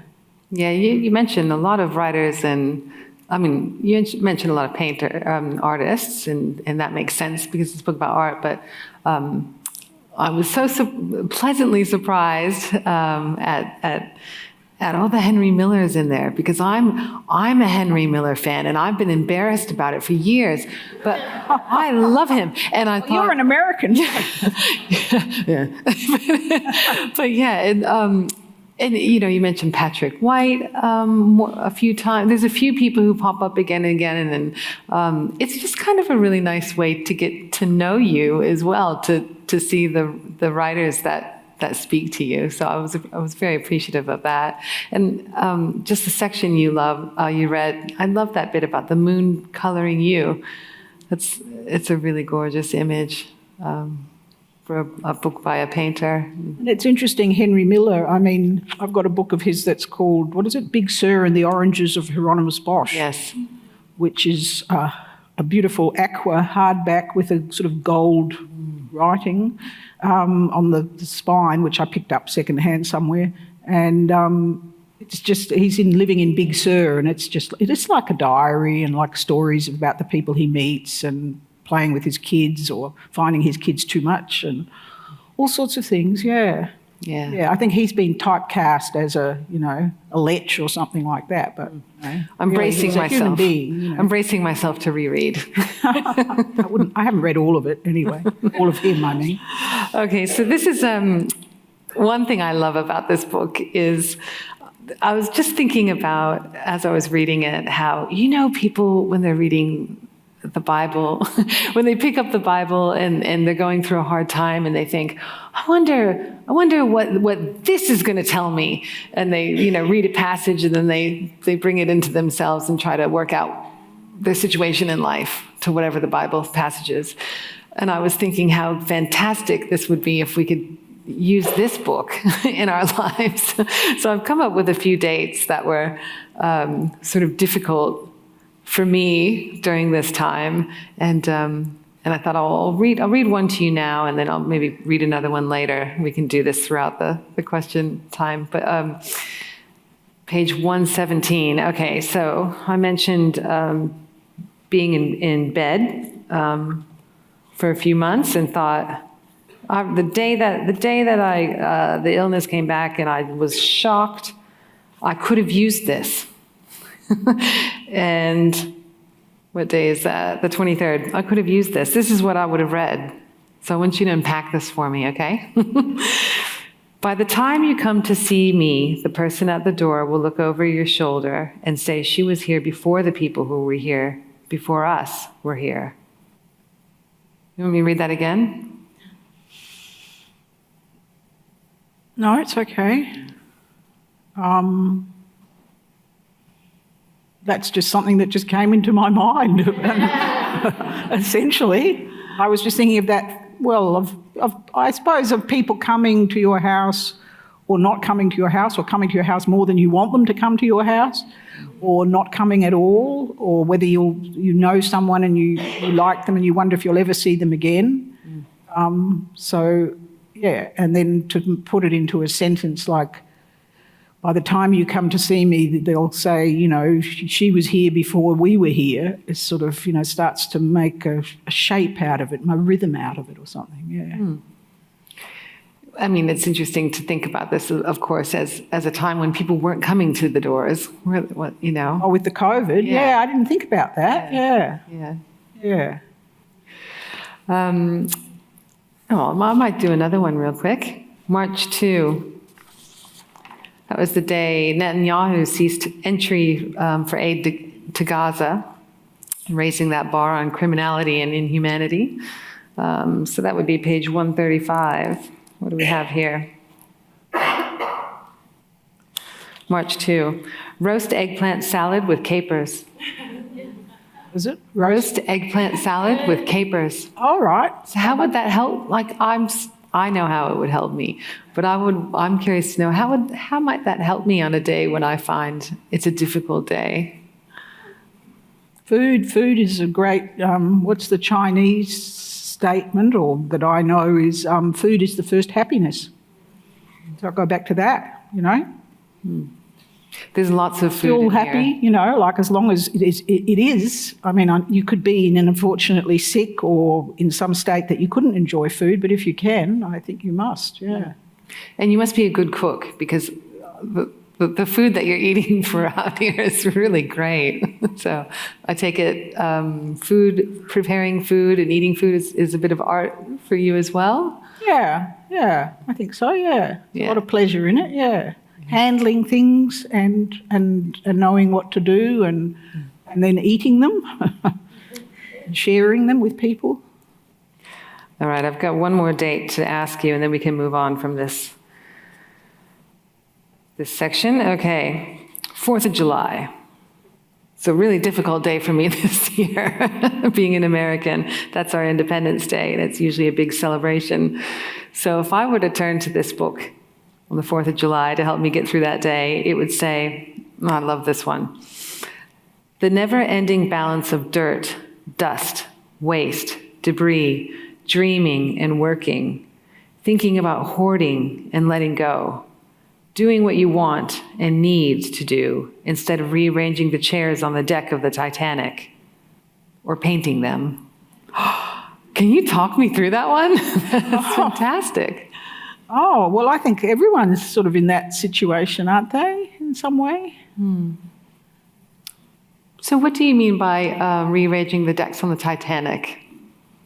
Well, I mean how you might find yourself doing something, you want to be productive, but you find yourself doing something unproductive, and you're aware that you have limited time. So you bring it back to painting. Well, in fact, that was actually painting the chairs, you know. That was... I mean, chairs needed painting, you know. So that's so fun, because I was thinking of it the other way. And I also replaced the screws as well, which was incredibly satisfying, you know. I think that what I believe is how satisfying it is to do things with your hands and to do practical things. Like to paint a windowsill and a painting, but, you know, the windowsill might be as important as the painting, you know. Yeah. So you see how you could do this. You could use this as a bit of a game. But it's much better to read it and use it as a piece of contemplation, I think. Gardening. So that plays such a big role in this book too. And I was curious about the act of gardening and how that helped you through the pandemic, and the lockdown, the semi-lockdowns that we had, but also how that act of gardening helped you see your garden in a new way. Did you have a new relationship with the garden? And even did writing about the garden change your relationship? So just basically about gardening in the garden. Yeah, well, I mean, I'm probably unusual in that I live in the house where I grew up as a child, so the garden has been around me for a very long time. Like I left home and then I came back and stayed, and a lot of it I've planted it, and a lot of it from cuttings or found trees. I've got a lot of dragon trees. Everyone who knows me and has been to my place knows I've got a lot of dragon trees, which you find when they're about this big, and then 20 years later, you've got a big tree. Mm. So again, it's a place to go and get lost. Mm. And the repetition. And the physicality and the hiding places, yeah. Did you say the hiding places? Yeah. What do you mean by that? Oh, well, I mean, I think, when you're a child, you go into the garden and you hide. Well, if you don't, you should. And, I think it's a place where you can sit and observe and not be observed. I think that is a sort of a goal. Sit under a tree somewhere and sort of watch things. Although Eno would have been with you, the dog. Yeah, well, so that's right. He would have been observing you. Yeah. Yeah, maybe. And also you see things, you'll see a bug about this big and you'll see a bug this big and then you'll see another one and then you see one attacking the other one. And, there's all these things that you can see if you stop, and look, yeah. So we're going to talk about Eno, because why wouldn't we? Yeah. Beautiful part of the book. Yes. Yeah. Well, I use the word serendipity now. It was sort of an awful serendipity because Eno ends up dying on June 30th, 2022. And because of the book's, temporal situation with COVID and, the quote I read about, prepare to die. And it wasn't a nice serendipitous moment, but it was. And, interesting the way that happened. You're writing this book and then the worst happens to your closest mate. So I'm just hoping you can talk a little bit about Eno, but especially in relation to this quote on page 41, which is just fantastic. A woman in the park tells us we are not a woman with a dog, but a dog with a woman. Right. Well, that reminds me of, the Chekhov story, The Lady with the Dog, but only because it sounds like it. Well, that's because the dog is leading the way and I'm following. That's why they said that, I think. And I guess I don't want to lead the way, the bad thing is the dog is dominating you rather than you dominating the dog, but you're hoping that no one's dominating anyone and we can be equals. Mm. And the dog dies in the book, and Kay Lawrence launched Becoming a Bird, and she was quite funny, and she said, something about in the book she was worried because the dog was sick that it was going to die. And she said, if a child dies, that's sad, but if the dog dies, it's tragic, That's what she said. It's on the Wakefield website, so it's all out in the open. And in this one, he dies on June the 30th, and he said it was for tax reasons. That's my joke. But he was very old and frail and overweight and had a great life, so... Yeah. Mm. And he was a wonderful companion. And now I've got another one whose name is Ina. And that's EENA, which is a Hebrew word meaning renewal and regeneration, which is lovely. And we walk twice a day for half an hour, and it's very good for me to have a regular person or animal to walk with. And off we go. Yeah, it's wonderful to read about dogs in books. I'm similar to the person who launched your book. I don't want to read about a dog dying, but when it does, it's so heart-wrenching. It's like you close the book and go, that's the best book I've ever read, because it makes you really feel, It's a different sort of book when something happens to a dog in it. But I loved getting to know Eno, and I wonder, when you were writing about the dog, did you have a sense that this dog was going to enter all of your readers' lives? Did you have did you think about the role that Eno was playing, not just in the book, but in the readers? Well, the first one, this one here, the last chapter in the book talks about how I did the woodcut of this, which is a dingo from Cape York. And he was a wooden sculpture that was in the Institute of Anatomy in Canberra. And that was my first year of art school. I did that print, and the National Gallery bought it at the end of that year when it was in an exhibition.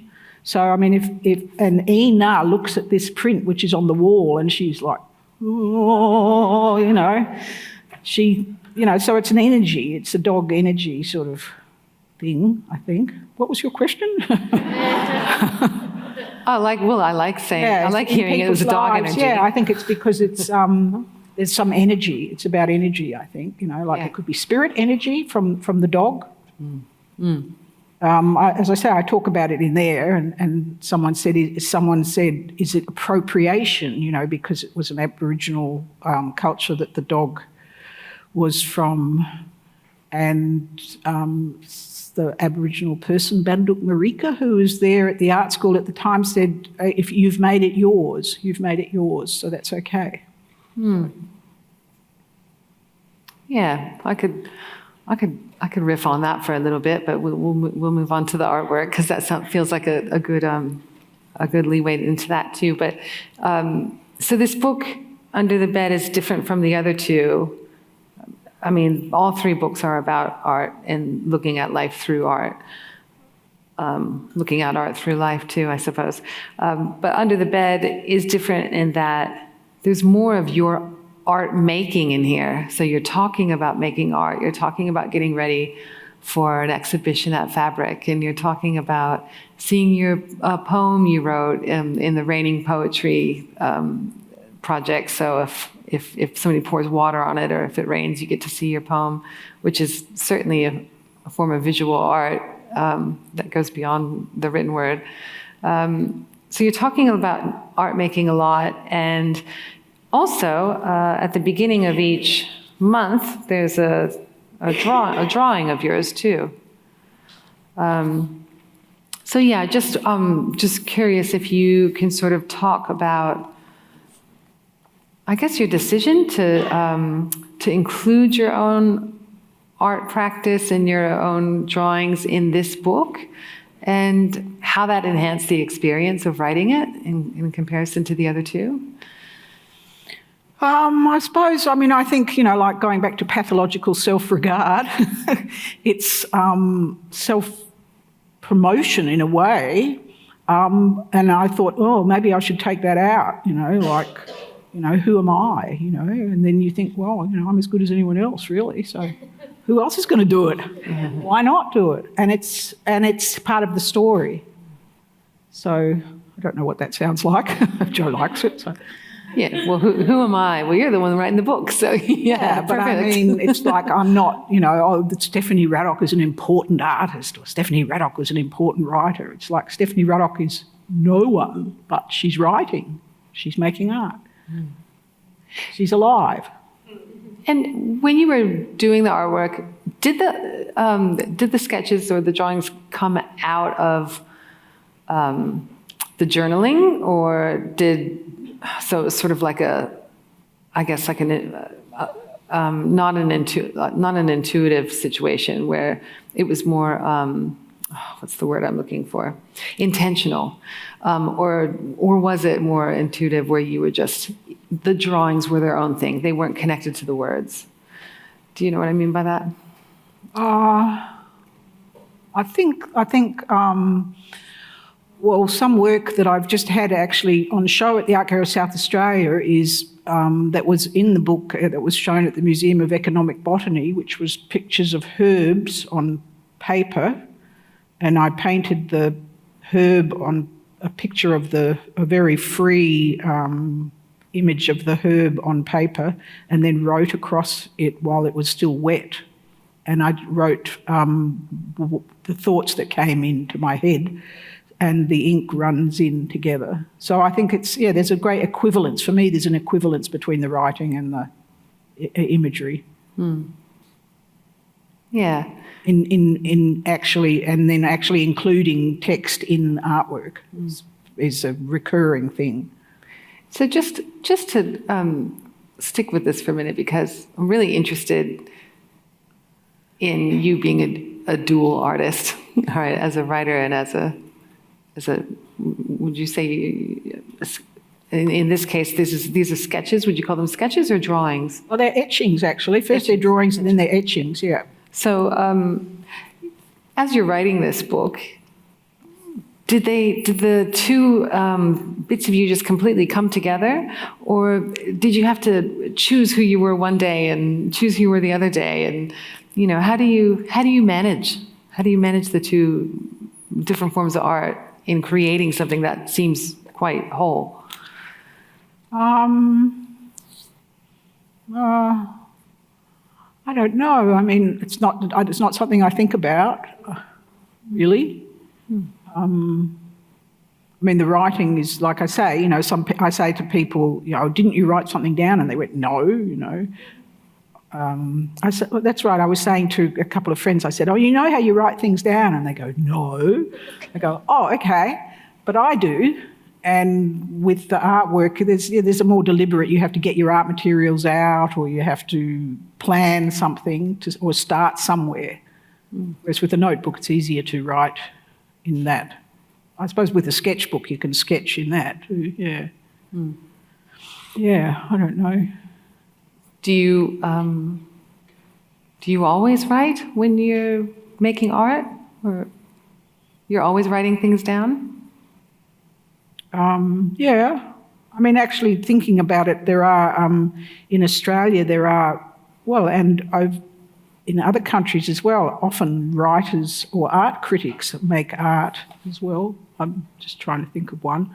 Who is it? There are Australian ones that are quite well known, which I can't think of at the moment. But yeah, I mean, if you're engaged with art enough to be an art critic, you probably want to be an artist as well, I would say. Were you an art critic first or an artist first? Yeah. Oh, well, artist first. Yeah.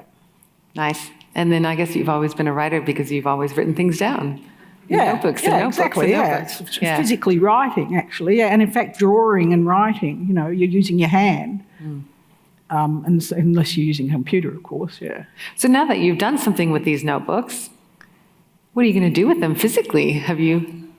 Because you in the opening section, you talk about these notebooks, and you know, we get a sense that you're using them now. You're using them, and so they're serving their purpose, and they're not just under the bed. And do you have plans to do something with them physically now that you've written the book? Well, there's still a lot of them that haven't been explored, so... Yeah. As I said at the beginning, it's an ongoing story, really, yeah. Yeah. It's not over. Like Hannah's box of childhood. Yeah, well, it goes back a long way, yeah. Yeah, I've got some little drawing of insects. I think because we travelled, and my mother would say, you should write something down about what we're doing, you know, or do some sort of travel journal or something like that. And we go, you know, we didn't want to do it. But there's tiny little bits of that. And there's one that is insects. and then they've got numbers next to the insects, and then there's the key, and then you've got written the name of the insect. Misspelt and all ups and downs, but, you know, I think also learning another language when you're little helps you to sort of see the whole idea of translation and language as, you know, fluid, I suppose. Yeah. So just curious also about you're writing your dreams down. So just read two dreams in here. So dreams are also, like the food and the gardening, dreams are also something that weaves its way throughout this book. So I picked out a couple that I liked a lot. And one is on the 14th of May, dream, my shoes are each different. Someone admires them. And November 2nd, dream, a gallery in a house where I destroy a few artworks. There's no front door, says a large woman. Feeling cold, I look for a cardigan and find my old thin gray one with the brass buttons from when I was a teenager. You know, they're just like these tiny little, again, just being a writer, reading this, I'm looking for, how is this connecting to the last thing you said? And how is this connecting to the whole? And I'm making my own connections, and, you know, which is probably me bringing my life into what you've written. But I also love the idea that, you know, sometimes dreams, you can sit there and pick them apart and say it meant this, but sometimes they're just there. You know, like the shoe one. It's really interesting. Yeah. So I enjoyed reading that a lot. Have you always written your dreams? Sometimes, yeah. Yeah, just, as I say, if you're writing, it might be if something is strong, because dreams fly away, you know, like very quickly. So you have to write them quickly if there's something you want to record and maybe look at again. Yeah, you're a real chronicler. Yeah. Yeah. And do you paint to your dreams ever? No. Do I paint in my dreams, or do I paint my dreams? Yeah. Do your dreams ever, give you an idea to paint, and there you go, you're off? No. Interesting to see I do drawings of the dog, though. Yeah. Of course. Yeah. What you write and what you give to us in your visual art is full of gratitude, I think. So, thanks. Yeah, thank you. Thank you. Thank you.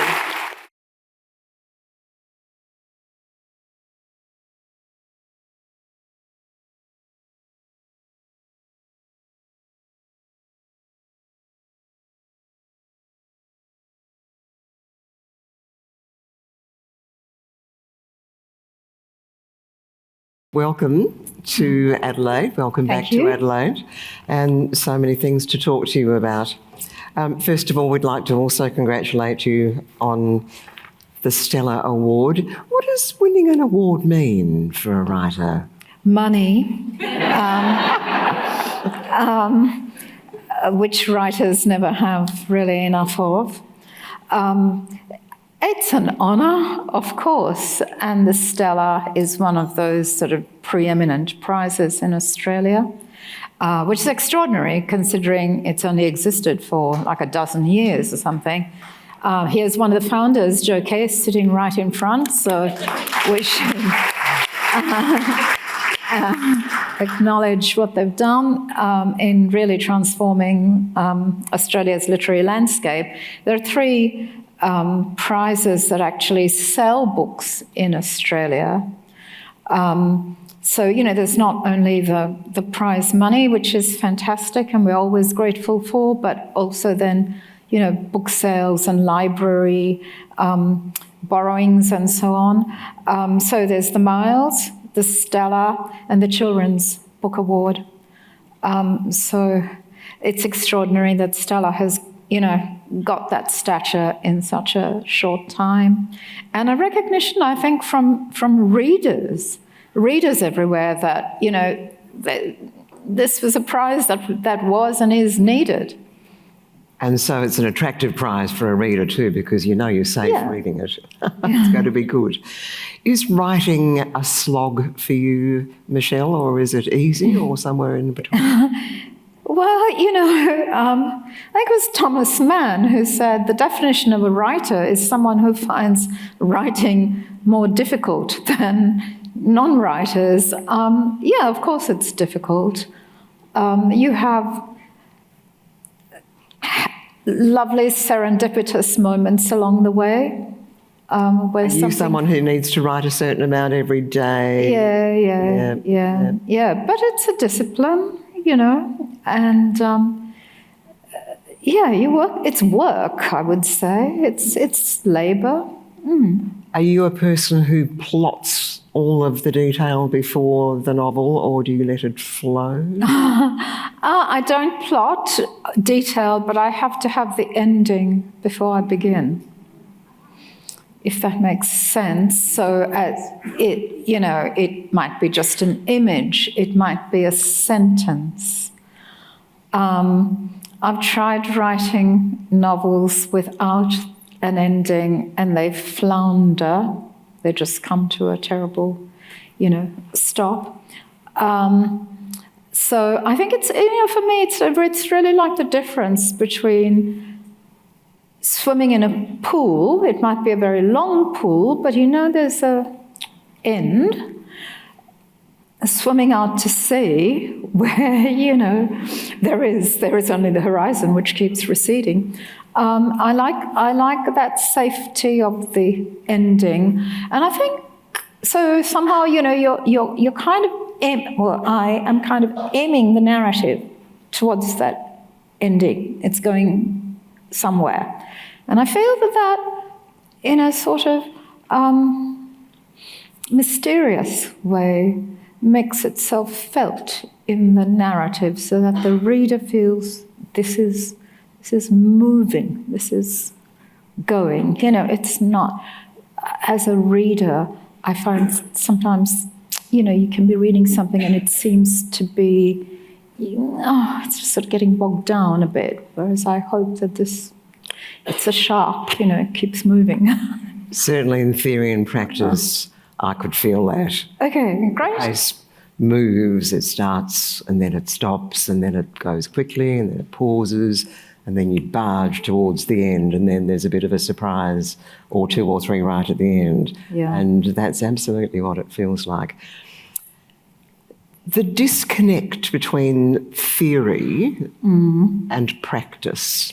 Can we first of all talk about theory with a capital T, because you spend quite some time at the beginning, I'm going to say, raging against theory with a capital T. Could you talk to us about that? Sure. So theory with a capital T, as it appears in the book, is really just French post-structuralist theory, as it manifested at Melbourne University in the mid-1980s. And what that really came down to was deconstruction. That was the capital T theory that arrived in English departments, everywhere really, but in Melbourne with perhaps a special intensity, because the head of department was an American who'd taught at Yale, Yale being the place where capital T theory had really taken off in the States. At that time, I'd been a postgrad in France just before that. Derrida was unknown in France except in philosophy departments. He was a philosopher. He was not studied in literature departments until the 1990s, when, because of his enormous popularity in the Anglophone world, it sort of came back into France that way. But one of the difficulties, if you were a postgrad in the mid-80s, as I was that your undergraduate years had not had any capital T theory in it. You might have done a bit of Lukács or some, Marxist theory of the novel, or as a French undergrad, I'd done, narrative theorists like Genet. But suddenly you went from studying literature to having to study literature through the focus of continental philosophy. I did not have a background in continental philosophy. Not many English postgrads had. So, you just had to somehow, magically, read all of continental philosophy so that you could read Derrida, who's of course steeped in it. It was, let's say, disconcerting. That's a very kind way of saying it, because your character, your main character, Cindy, whose name we don't actually learn until way into the book, is a postgraduate student in Melbourne, based in St Kilda, and it's destructive, the capital T theory, isn't it? Because people have to abide by it. You have to abide by it. It's it's. If you're a postgrad, you are probably hoping to go on and get an appointment, to be an academic. Okay, so you have to show that you know the discourse. I mean, that's kind of part of the deal. And the people who were getting, you had to be au fait with this stuff because you had to. It was the dominant discourse being a word that entered, the popular vocabulary at this same time. As did the text. So, text became, no one spoke about novels anymore or poems. It was texts. The thing about deconstruction, and look, people think that I'm anti-theory. I'm not at all. My work and my life has been explained by feminist theory, post-colonial theory, which were not really established in the academy at this time. It was deconstruction. Deconstruction left the canon completely alone. It was untouched. The deconstructionists, they looked at particularly the romantics, the romantic poets. All their work was, focused on them. So it was dead white men, symbolists.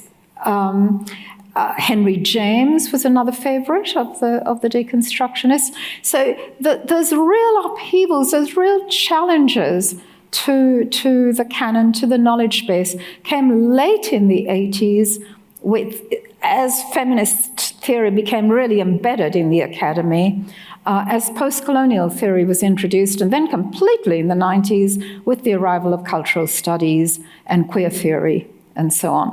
People forget that theory is an intellectual movement and that intellectual movements have histories, and they change and they develop. So we've got the theory and we've got the practice. Obviously, the book is theory and practice, and we'll get more into this. But there's potentially an enormous gap, isn't there, between what one thinks one believes in and how one lives one's life. And that's what you explore a great deal in this book. When did you first bump into that yourself, the discrepancy between what people say they believe and what they actually do? Oh, gosh, I don't know, at a very young age, I'm sure. I can't remember, really, but I think in myself I fail all the time to live up to my ideals, And as a writer, as a novelist, you're always interested in conflict, right? And so the conflict between what someone believes and wants to believe and wants to be like, and then what they actually do is very, it's fertile ground for fiction because there is conflict there, So the narrator of the novel is a feminist, but she is in a relationship with a man who tells her that he is in a deconstructed relationship. This was the kind of thing that was going around in the 1980s. And I think the deconstructed relationship just means that he hasn't told his regular partner that he's in a, But it sounds so much Frenchier when you say you're in a deconstructed relationship. And so she finds herself, the narrator finds herself sort of bitterly jealous of the woman who is his, sort of official partner. And she feels as a feminist she shouldn't be. She feels as a feminist she shouldn't be. So, there's the collision of theory and practice. In fact, she's murderously previous. She wants to have one of them killed, really, doesn't she? Yeah. So, there's that. And then as capital theory plays out in the university, there's all this stuff where people are talking about the will to power and, that this is obviously a terrible thing in society in general, but the university itself is full of people who seek to humiliate and dominate other people, so that the staff research seminars, and this is actually a detail I got from life, were known to the postgraduate students as lions and Christians.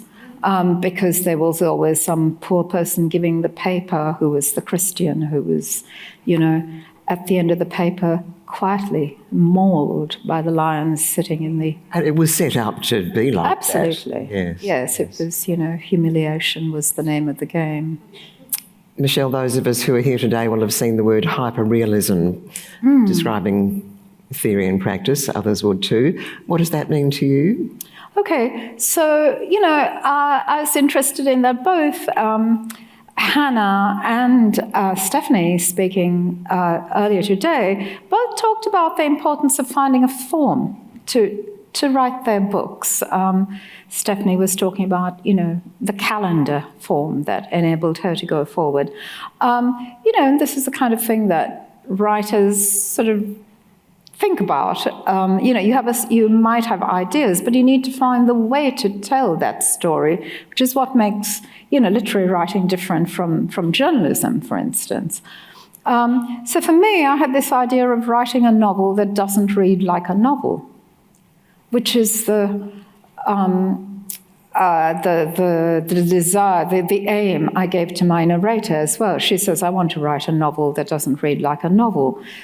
So, a novel that reads as if it were memoir, as if it were essay. That's what I'm calling the hyper-realist novel. So, realist novel still reads like a novel. But this you read and you think that you are reading memoir. And to do that, I used non-fictional forms. So I used the first person, which, people associate with truth-telling forms, testimony. I used diary forms, so fragments. I love those lines that you do occasionally. They would be long sections and then Michelle would just write about 5 or 6 or 7 or 8 lines. Yeah. Freestanding, and it sort of makes you go, oh, the rhythm really changes when they come along. Yeah, so like, fragmented diary entries. Letters are another non-fictional form, so I made up letters and put them into the narrative. And so this hyperrealism, where the line between what's real and what's not real is blurred, that's the simple way of saying it, I suppose. And a lot of the characters, Cindy, your I character, is from Sri Lanka. Her family shares a lot of your own background. And so I spent quite a bit of time wondering which was you and which was her. Did you want that? Oh, I thought it was inevitable, really, that people would. I think there's actually not that much that Cindy and I have in common. Sri Lankan is about it. So English literature. Yes, Cindy's doing a master's. I did my master's in French, not in English. I never wrote about Virginia Woolf. My family migrated to Melbourne, not to Sydney, etc., etc. So, people who know me are not in the least fooled. They kind of go, oh yeah, she's made it all up again. But most people don't know me, so that's why, I get to blur those lines. What was I can't remember. Well, just back to the you versus her. Yeah. And do we need to know? And you're very clearly saying, well, no, we don't. Although I found myself curiously wanting to know. And that's because very early on, you disrupt the whole idea of telling a story. Very early on. Get this is not a spoiler, but you get very involved in a story and it just stops. And that's your first understanding that these characters are going to take you in places you don't expect. Yes. And then we have to talk about Virginia Woolf very quickly, of course. We'll get right into her. So Cindy, the I character, the first person, has moved from Sydney to Melbourne to St Kilda, a very trendy kind of place to be living as a poor student. 1986, she's doing a master's in Virginia Woolf's diaries. Why did you land her there then doing that? Okay, so St Kilda, so Cindy lives in St Kilda for a year, but I lived in St Kilda for 5 years in the 1980s. I simply couldn't have written about 1980s Melbourne and set it somewhere else because I wouldn't have known exactly what it was like in, I don't know, Carlton or Fitzroy or something in the 1980s, whereas I knew St Kilda very well, having lived there for that long, and could remember it vividly. And it was, it was its own special place, St Kilda. It was this extraordinary demographic mix. It's very gentrified now, but... and if your character says junkies choose very good places to live, they become... Junkies have a great nose for real estate, which is true. And so, it's people who are very down and out. St Kilda used to be full of boarding houses. There are these wonderful Art Deco apartments, but most of them at the time, very run down, so very cheap. Therefore, students, artists, this sort of great mix in there. And then some older European families who've been there since, pre and post Second World War. And, Ackland Street is full of its, wonderful continental cake shops and so on. That students could afford. And, it was one of the places where there was a very early cafe in Melbourne. It's hard now to remember that cafe society was really a rarity at the time. There was the Black Cat in Fitzroy. If you're a Melbourne person, you might remember the Black Cat. And there was the Galleon in St Kilda. They were sort of these... incredibly, wow, there's a place where you can go and buy different kinds of coffee, and it's not Nescafe. It was amazing, I assure you. I remember seeing a piece of theatre years ago, just as the cafe coffee scene was starting, set in Melbourne. A woman jogged non-stop for about an hour, I think, while talking between cafes to try all the coffee. It hadn't reached where I was living yet, and I thought, this is mad. What's this about? Yeah. Then, of course, comes Virginia Woolf, and we have to go into Virginia now, I think, as well, because Cindy, the non-you, is doing her thesis based on the diaries in particular. On the late fiction, but she's reading the diaries as background. Yeah. And so Virginia Woolf becomes... First of all, she sticks a poster of her up where she's working. She slips occasionally. She falls off the wall, but she gets blue tacked back up. Yeah. There's the famous quote from Virginia Woolf from A Room of One's Own. We think back through our mothers if we are women. And I pondered what that might mean. Can you talk to me about that we think back through our mothers and what Virginia Woolf was saying there? Yeah, so I'll go back to sort of the whole why Virginia Woolf is in this novel at all, because I'm not a Woolf scholar. I've only, just read Woolf as a reader, and I've taught Mrs. Dalloway a couple of times, but I haven't I'm not a Woolf scholar by any means. And in 2019, my friend Sophie Cunningham, another founder of the Stella Prize, as it happens, was writing a novel about Leonard Woolf, which was published a few years later, called This Devastating Fever. And Leonard Woolf, you might remember, was, as a young man, he was in the civil service, and he worked as a colonial administrator in what was then Ceylon. And he was there for 7 years. I think the experience completely disgusted him. He absolutely became a lifelong anti-imperialist. Exactly the same thing happened to George Orwell some 20 years later, went to Burma, experienced colonialism and the British Empire as an administrator there.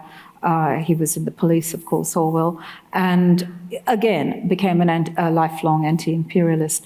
So anyway, Leonard then goes home, he leaves the civil service, he marries Virginia Stephen. And I think the reason Sophie gave me this book she asked if I would read it in manuscript, was because of the Ceylon connection. And I don't know why particularly, but because I'd read Woolf herself, I'd read biographies of Woolf, and, it hadn't sort of particularly inspired me as a writer, but I guess the conjunction of Leonard, imperialism, Virginia, it kind of reminded me that I had some unfinished business with Virginia Woolf. I was writing another novel at the time, but it sort of, just stayed with me. I thought I will write about Virginia Woolf, this particular incident in her diary one day, which is what happened. But in order to write about Virginia Woolf, I also went back and there was one, I thought I want my character to be writing about her late fiction rather than the famous novels of the middle period, To the Lighthouse, Mrs. Dalloway, so on. And there was a novel I had never read, which was called The Years. It was the one Woolf novel that I hadn't read. And in fact, most people today have not read that novel. It was the last one she published before she died, and it was her bestseller in her day. But I hadn't read it, so I read it, and then I read about it, and in her diaries and in the biographies. And in this novel, Woolf originally, her intention was to write a novel that combined fact and fiction, what she called granite and rainbow, granite being, factual material, rainbow being fiction. And she was going to write, it was going to be this novel about an English family. It was going to cover about 50 years, and she would write a fictional chapter, and then she would write an essay about the social changes that had happened in Britain in that time, focusing on women's lives. She worked on this for about a year and wrote about 100,000 words, and then she decided it wasn't working. And I don't know exactly why she decided it wasn't working. And it's a sort of terrible thing for a writer. You work on a book for a year and you write 100,000 words. There's a lot of words, right? But I just imagined it was too schematic for Woolf. She did not have a schematic mind. She had a wonderfully sort of liquid, flowing kind of mind. And anyway, so she didn't abandon it. She just turned all the fictional chapters into a completely conventional novel called The Years, and she recycled a lot of the essay material into that book called 3 Guineas, which is her essay about women, that was women's lives that appeared at around the same time. So what Woolf gave me, what I took from that, was this idea of blurring fact and fiction. Well, she didn't want to blur it, but I thought I'm going to combine the two, and since it didn't work for Virginia Woolf to have it in separate bits, I don't think it's going to work for me. I'm just going to make it a sort of mix, So that's, how come Woolf came into it at all. And then the thinking back through our mothers, well, partly it's to do with our symbolic mothers, right? You know, the women we aspire to be, the women we admire. And certainly for my generation of young women, especially any of us who were studying literature or who were big readers, Virginia Woolf was a really important figure. I mean, she must have been for you as well. And for various reasons, you know, I think for 3 reasons. Because she wrote these amazing novels that really changed the form of the English novel. So, you know, on the sort of creative, her creativity. And then the fact that she theorized women's lives in A Room of One's Own, for instance, which was really, really formative text for me when I was growing up. And then, of course, she lived this life that was a complete, you know, sort of radical adventure. So, you know, existentially as well, she was doing something radical and different. So you know, and she's the narrator of Theory and Practice, sort of really more than I ever did, even really, you know, admires Virginia Woolf, whom she refers to as the Wolf Mother. And because she is completely the opposite of the narrator's own mother, who is not an intellectual by any means, and not radical, and who's very conventional. And so, you know, she finds contrasts in Woolf. So I think that idea of thinking back through our mothers, of finding ways to be inspired by women who've inspired us. And it was actually, I got to the end of the novel and I remembered something else Woolf said in A Room of One's Own, which is that she said something like, a novel written by a woman will probably be short and it will be fragmentary. And I got to the end and I thought, and this novel is short and fragmentary. So Virginia has the last word, really.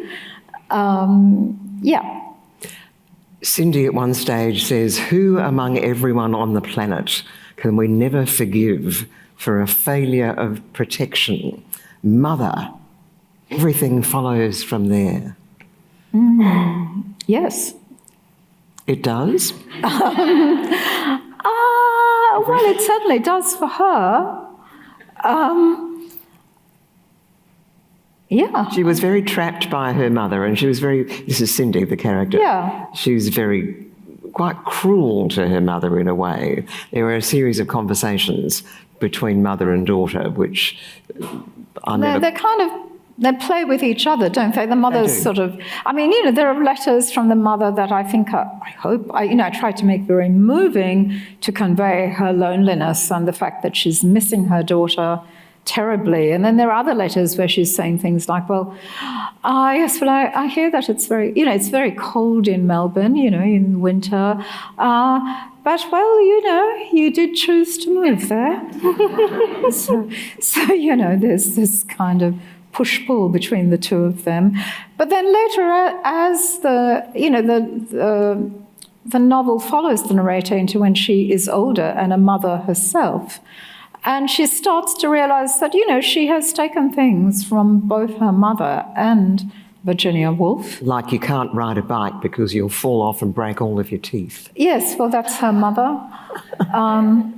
And, you know, that these figures who seem so antithetical to each other when she's young kind of move closer together in her pantheon as she gets older.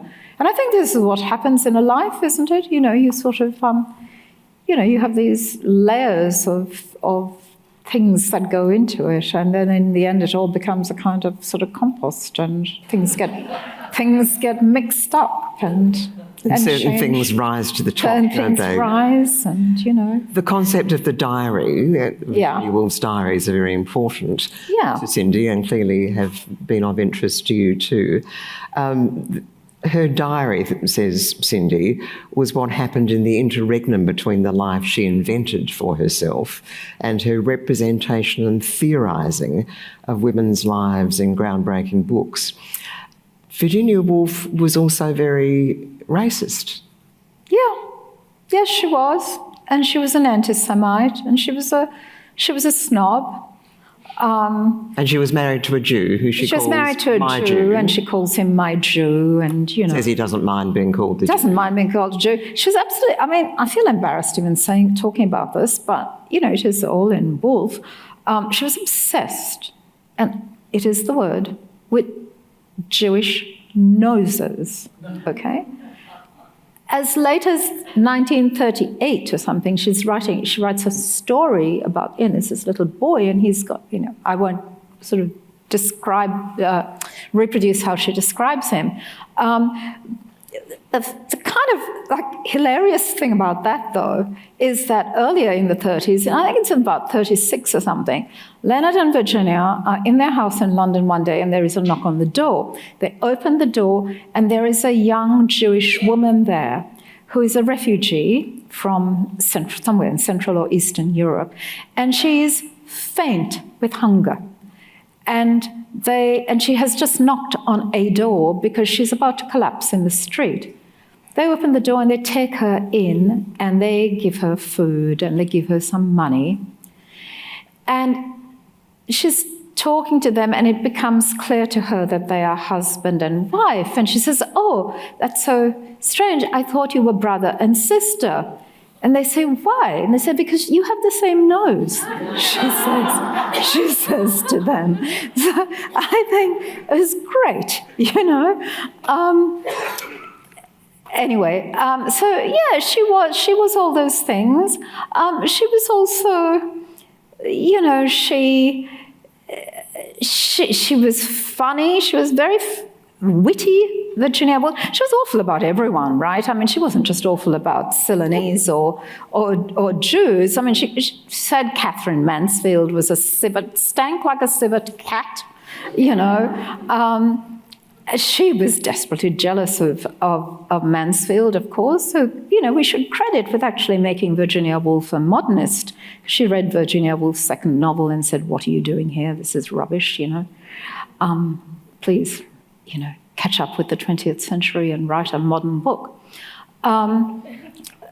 And which is possibly one of the reasons Virginia Woolf wasn't keen on her. She was funny. She was human. I don't know what to say. She was a genius writer. She really was. She lived with the shadow, and not just the shadow, but with actual bouts of very serious mental illness. Leonard Woolf, who only just increases in my esteem, everything I hear about him, had no idea what he was taking on. She'd been, had a serious mental breakdown, first as a young girl, and then after her father died. Vanessa Bell, her sister, had to nurse her through this. And Vanessa was desperate not to have to nurse, spend her life looking after Virginia. So, Leonard comes along, and he's in love with her and wants to get married. And, Vanessa says something, "Oh, you understand that she's completely mad, don't you? But in the way that you say, someone's she's completely crazy." He has no idea what he's taking on. And he looks after her for the rest of his life. And she lives with this terrible fear of another terrible breakdown, at a time when obviously, way before, psychotropic drugs or anything like that. And disapproval would have been enormous. Disapproval. And of course, she had a half-sister, let's not forget, who was confined to a mental asylum for the rest of her life after their father died. So she knew what it was like. And, in the end, that is also partly what led her to kill herself. It's interesting to me, the way we think about Woolf, and I think that when someone has a tragic ending like that, you tend to read the life backwards through that lens. It's almost inevitable. But, the photo of Woolf that we all know, this is the one that Cindy has on her wall in the poster, the one that's reproduced, on every tote bag and fridge magnet and everything else, because Woolf is merch now, in a big way, especially in the UK. is the one of her as a young girl, right? She's 18 or 19. It's that sort of three-quarters profile. Very beautiful, very sort of romantic looking, and very melancholy. Woolf lived till her late 50s. We're just not as familiar with images of Woolf as an older woman. There are pictures of her laughing, There are pictures of her playing with her niece. But we have this image of her, in the sort of virginal pale dress, and she's every sort of young romantic heroine who has died young. It's interesting how we can, we like our women to have suffered, I think, and I like to remember that Woolf was someone who took intense pleasure in life.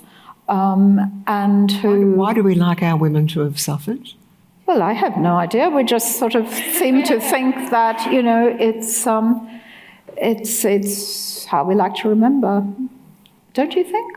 There's a tendency to think of, we like to have our martyrs.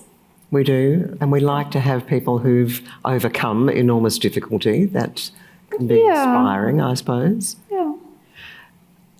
A line that I think it's Cindy, maybe it's you, I'm not sure. The machinery of racism ran silently in 1986. We're back in St Kilda.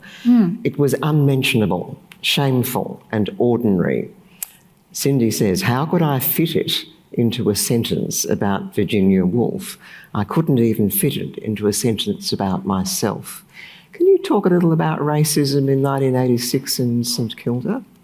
In St Kilda? Or Australia? In Australia. I think it was just considered that it was bad manners to mention race. That was the impression I had, anyway. If you're old enough to remember the 1980s, you might remember that too. That it was just not talked about. And so you're a woman of colour. It wasn't talked about to you. Where do you come from?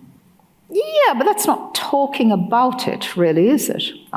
Today there is a discourse about race, which just simply, there was, of course, the land rights movement had started. We all had those posters that said you are on Aboriginal land. If you lived in any student share house, there was that poster there. But there wasn't really in public spaces a discussion around race. In private spaces? Well, not in my presence, which is different, And the point in the book is that the narrator, Cindy, comes across this racist passage in the diaries and takes it to her supervisor, who's a woman and who's a Woolf scholar. And the supervisor sort of, says, yes, well, everyone was like that in those days. Leonard Woolf, of course, wasn't. So not everyone was like that in those days. What I find personally weird about the whole Virginia thing is that, she's married to this man who's anti-imperialist. They must have talked about that. And yet, so maybe because he was Jewish, she didn't have to pay as much attention to what he thought. I don't know. Could you tell us a bit about E.W. Pereira, who figures, of course, in Woolf's world? In 1915, there had been communal riots in Ceylon, as it was then. They were between the Sinhalese and Muslims. It was quite a local, contained affair. But because the war was happening at the time, the First World War, the colonial government just completely overreacted and called down martial law. And there were a lot of extrajudicial executions. A lot of people were killed. So various people in Sri Lanka wanted to protest about this. And a man called E.W. Pereira, among others, but he was one of those sort of leaders, went to London, which was a difficult journey to get permission for and a dangerous one because of German mines. But he went to try and get the attention of the British Parliament and to say, you know, something should be done about what happened, and the governor should be recalled, and etc., etc. People should be held accountable for this.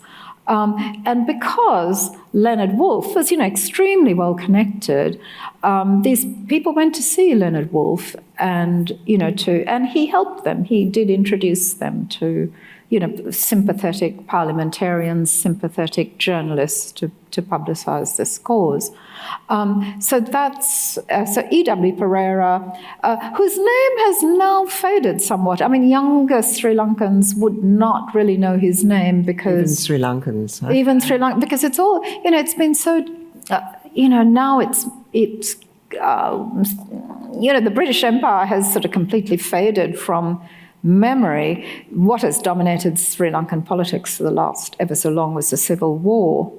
So, you know, independence and the struggles of independence, it's now more than 100 years since these events, have been displaced by other sort of things. But he was well known at the time that, you know, this is being written. Who's described by Virginia as a poor little mahogany-coloured wretch with no variety of subjects. Yes, and like the monkey and so on. It's interesting because another one of the activists, a Sri Lankan man, goes to visit Leonard Woolf, and Leonard writes about him in his diary very sympathetically.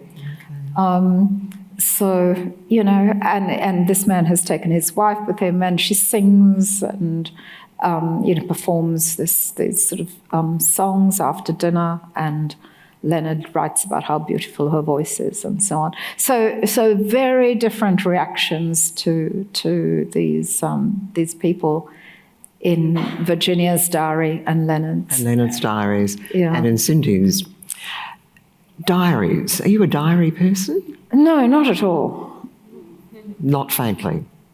So No, I mean, I don't keep a diary. No, but no, no. I love reading them. Of course, they're completely gossipy and wonderful. I love Woolf's diaries. I think it's one of the great human documents of the age. It's really fantastic. And so for notes for you from the reality that you live through every day, do you keep notes for the next book? I keep notes. They don't always become a book. But, you know, the habit, I mean, Stephanie was talking about, you know, writing everything down. The habit of note-taking helps you to observe, I think. But most of that, will never make it into fiction.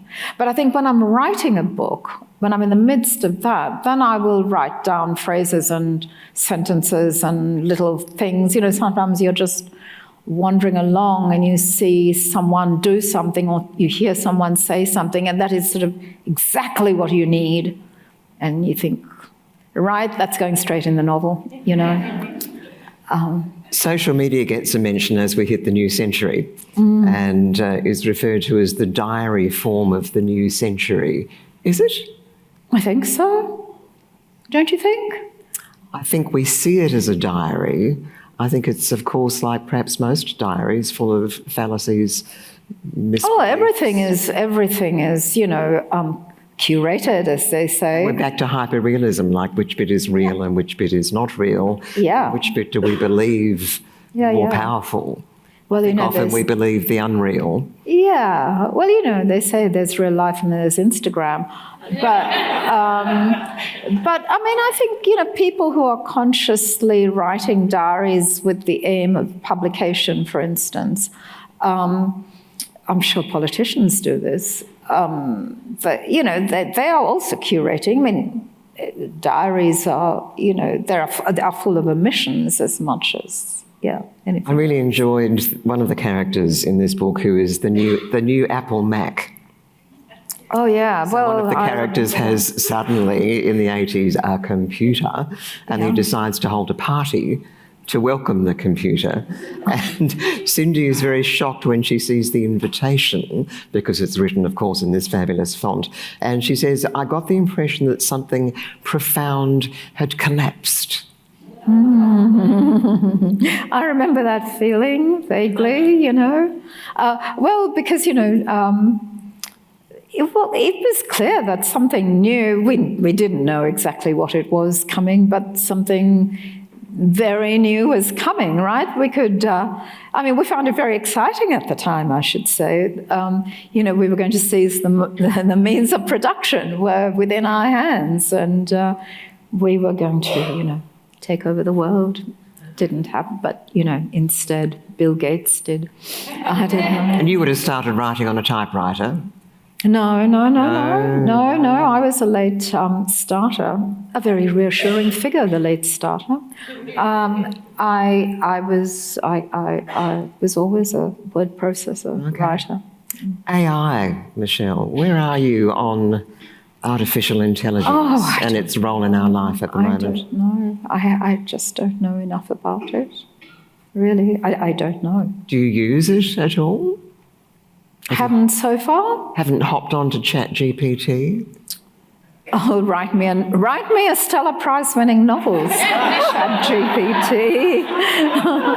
I'll try when I go home. I was talking to a friend last week about university students and AI and how difficult it's been to detect, of course. And my line was, well, I do hope medical students don't use it too much, because I'd like them to know what an elbow is, really. Yes. What do you think? Yeah, indeed. The memoir, the actual memoir, rather than the blending of the real and the unreal, does that have an attraction with you as a reader? Not particularly. I mean, it depends on who's written it, or, I read mostly fiction. Stephanie there reads mostly biography, I think, non-fiction, because that's what she writes, non-fiction. I read fiction because I'm interested to see what fiction writers are doing with that form of that thing called the novel, which seems infinitely capacious to me and capable of sustaining all kinds of, permutations and changes and shape-shifting. I sort of love it, really. Is there a next one brewing around for you? No, because I'm still trapped in the world of theory and doing practice. this. I'm doing this.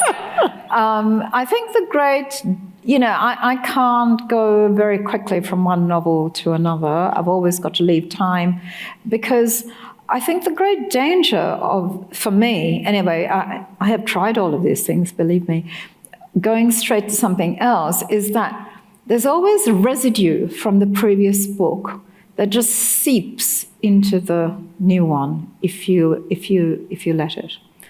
And I do not want to write the same book again. So I need to leave this book, I need to exit from its imaginative world and leave all of that behind. So will there be a time when you stop talking about it in public forum? Yes, like definitely. Yes. Definitely. Because anyway, after a certain amount of time, you start to feel like a fake, right? Because then you are no longer a writer. You are someone who has written. The tense has changed. At that point, I think good to be quiet and go away and leave it to the people who are writers to, step in and talk about their books. I saw a quote from you saying, write the novel you want to read. Yeah, totally. Tell me more about that. Well, if I had read a novel that was about, the conflict between theory and practice, I probably wouldn't have written this one. You have to feel that you are doing something that no one else has done before, even if someone has, but you don't know about it. You have to feel that you are articulating experiences and states of mind that have not been articulated before, or to which you are giving a new angle. So one of the things I very consciously set out to do with this book, because, you know, Proust was being mentioned in the last talk. You know, I come out of a background of French studies, and it occurred to me that, I mean, time is one, obviously, Proust's great subject, but another is jealousy, right? And it occurred to me, I have not read a novel about jealousy in a very long time. Might be good to write about it. But if I had read a novel about jealousy, I probably wouldn't have. So that's what I mean, you know, it's a very sharp emotion, jealousy, isn't it? Yeah, of course. Yeah. You like the sharp. You need the sharp, don't you? Well, again, you know, it is a source of conflict, I think. And that is that, you know, out of that, those sort of mixed feelings is good ground for fiction. I want to end very briefly on your T-shirt. Oh, right, okay. Readers, Writers Against Genocide. What a tough time we live in at the moment.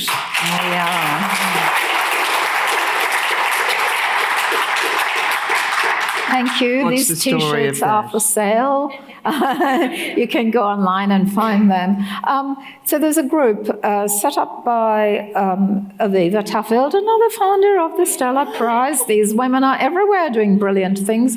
Aviva is now a publisher with University of Queensland Press, and she's also a member of the Jewish Council of Australia, and she and some other people came up with this idea of selling these T-shirts. This is just about shortly before the federal elections, and on the back of this T-shirt there are three different poets, one of whom is Evelyn Araluen, former winner of the Stella Prize. 3 poets donated their poems that can be, so each T-shirt has a different poem on the back. Mine, which was sent to me, has a poem by the wonderful Omar Saker, an award-winning Australian poet. And the idea was to just wear them to literary festivals if we felt okay doing so, and to wear them on election day so that people would keep the genocide in mind when they voted, which they didn't. Thank you for that. And so I'm doing what I pledged I would do. And just finally on that, I've just come back from a quite wonderful holiday in Central Australia, based in Alice Springs, and in town, out to the beautiful bush, back to a very troubled Alice, out and back. One cannot help but be aware of the concept of genocide. Yes, at home. of course. Where do you fit Indigenous Australia's experience into your experience? Oh, I wouldn't presume to fit Indigenous experience into my experience. Okay, that's the wrong way of saying it. I think I'm still in shock from Alice, to be honest. Right. Okay, that's true. And how you as an Australian deal with the relationship between non-Indigenous and Indigenous Australians? I try to honour Indigenous experience, to keep it in mind, to be led by Indigenous voices, to acknowledge what has happened, to read, to educate myself. Michelle de Kretser, thank you. Thank you. Thank you very much.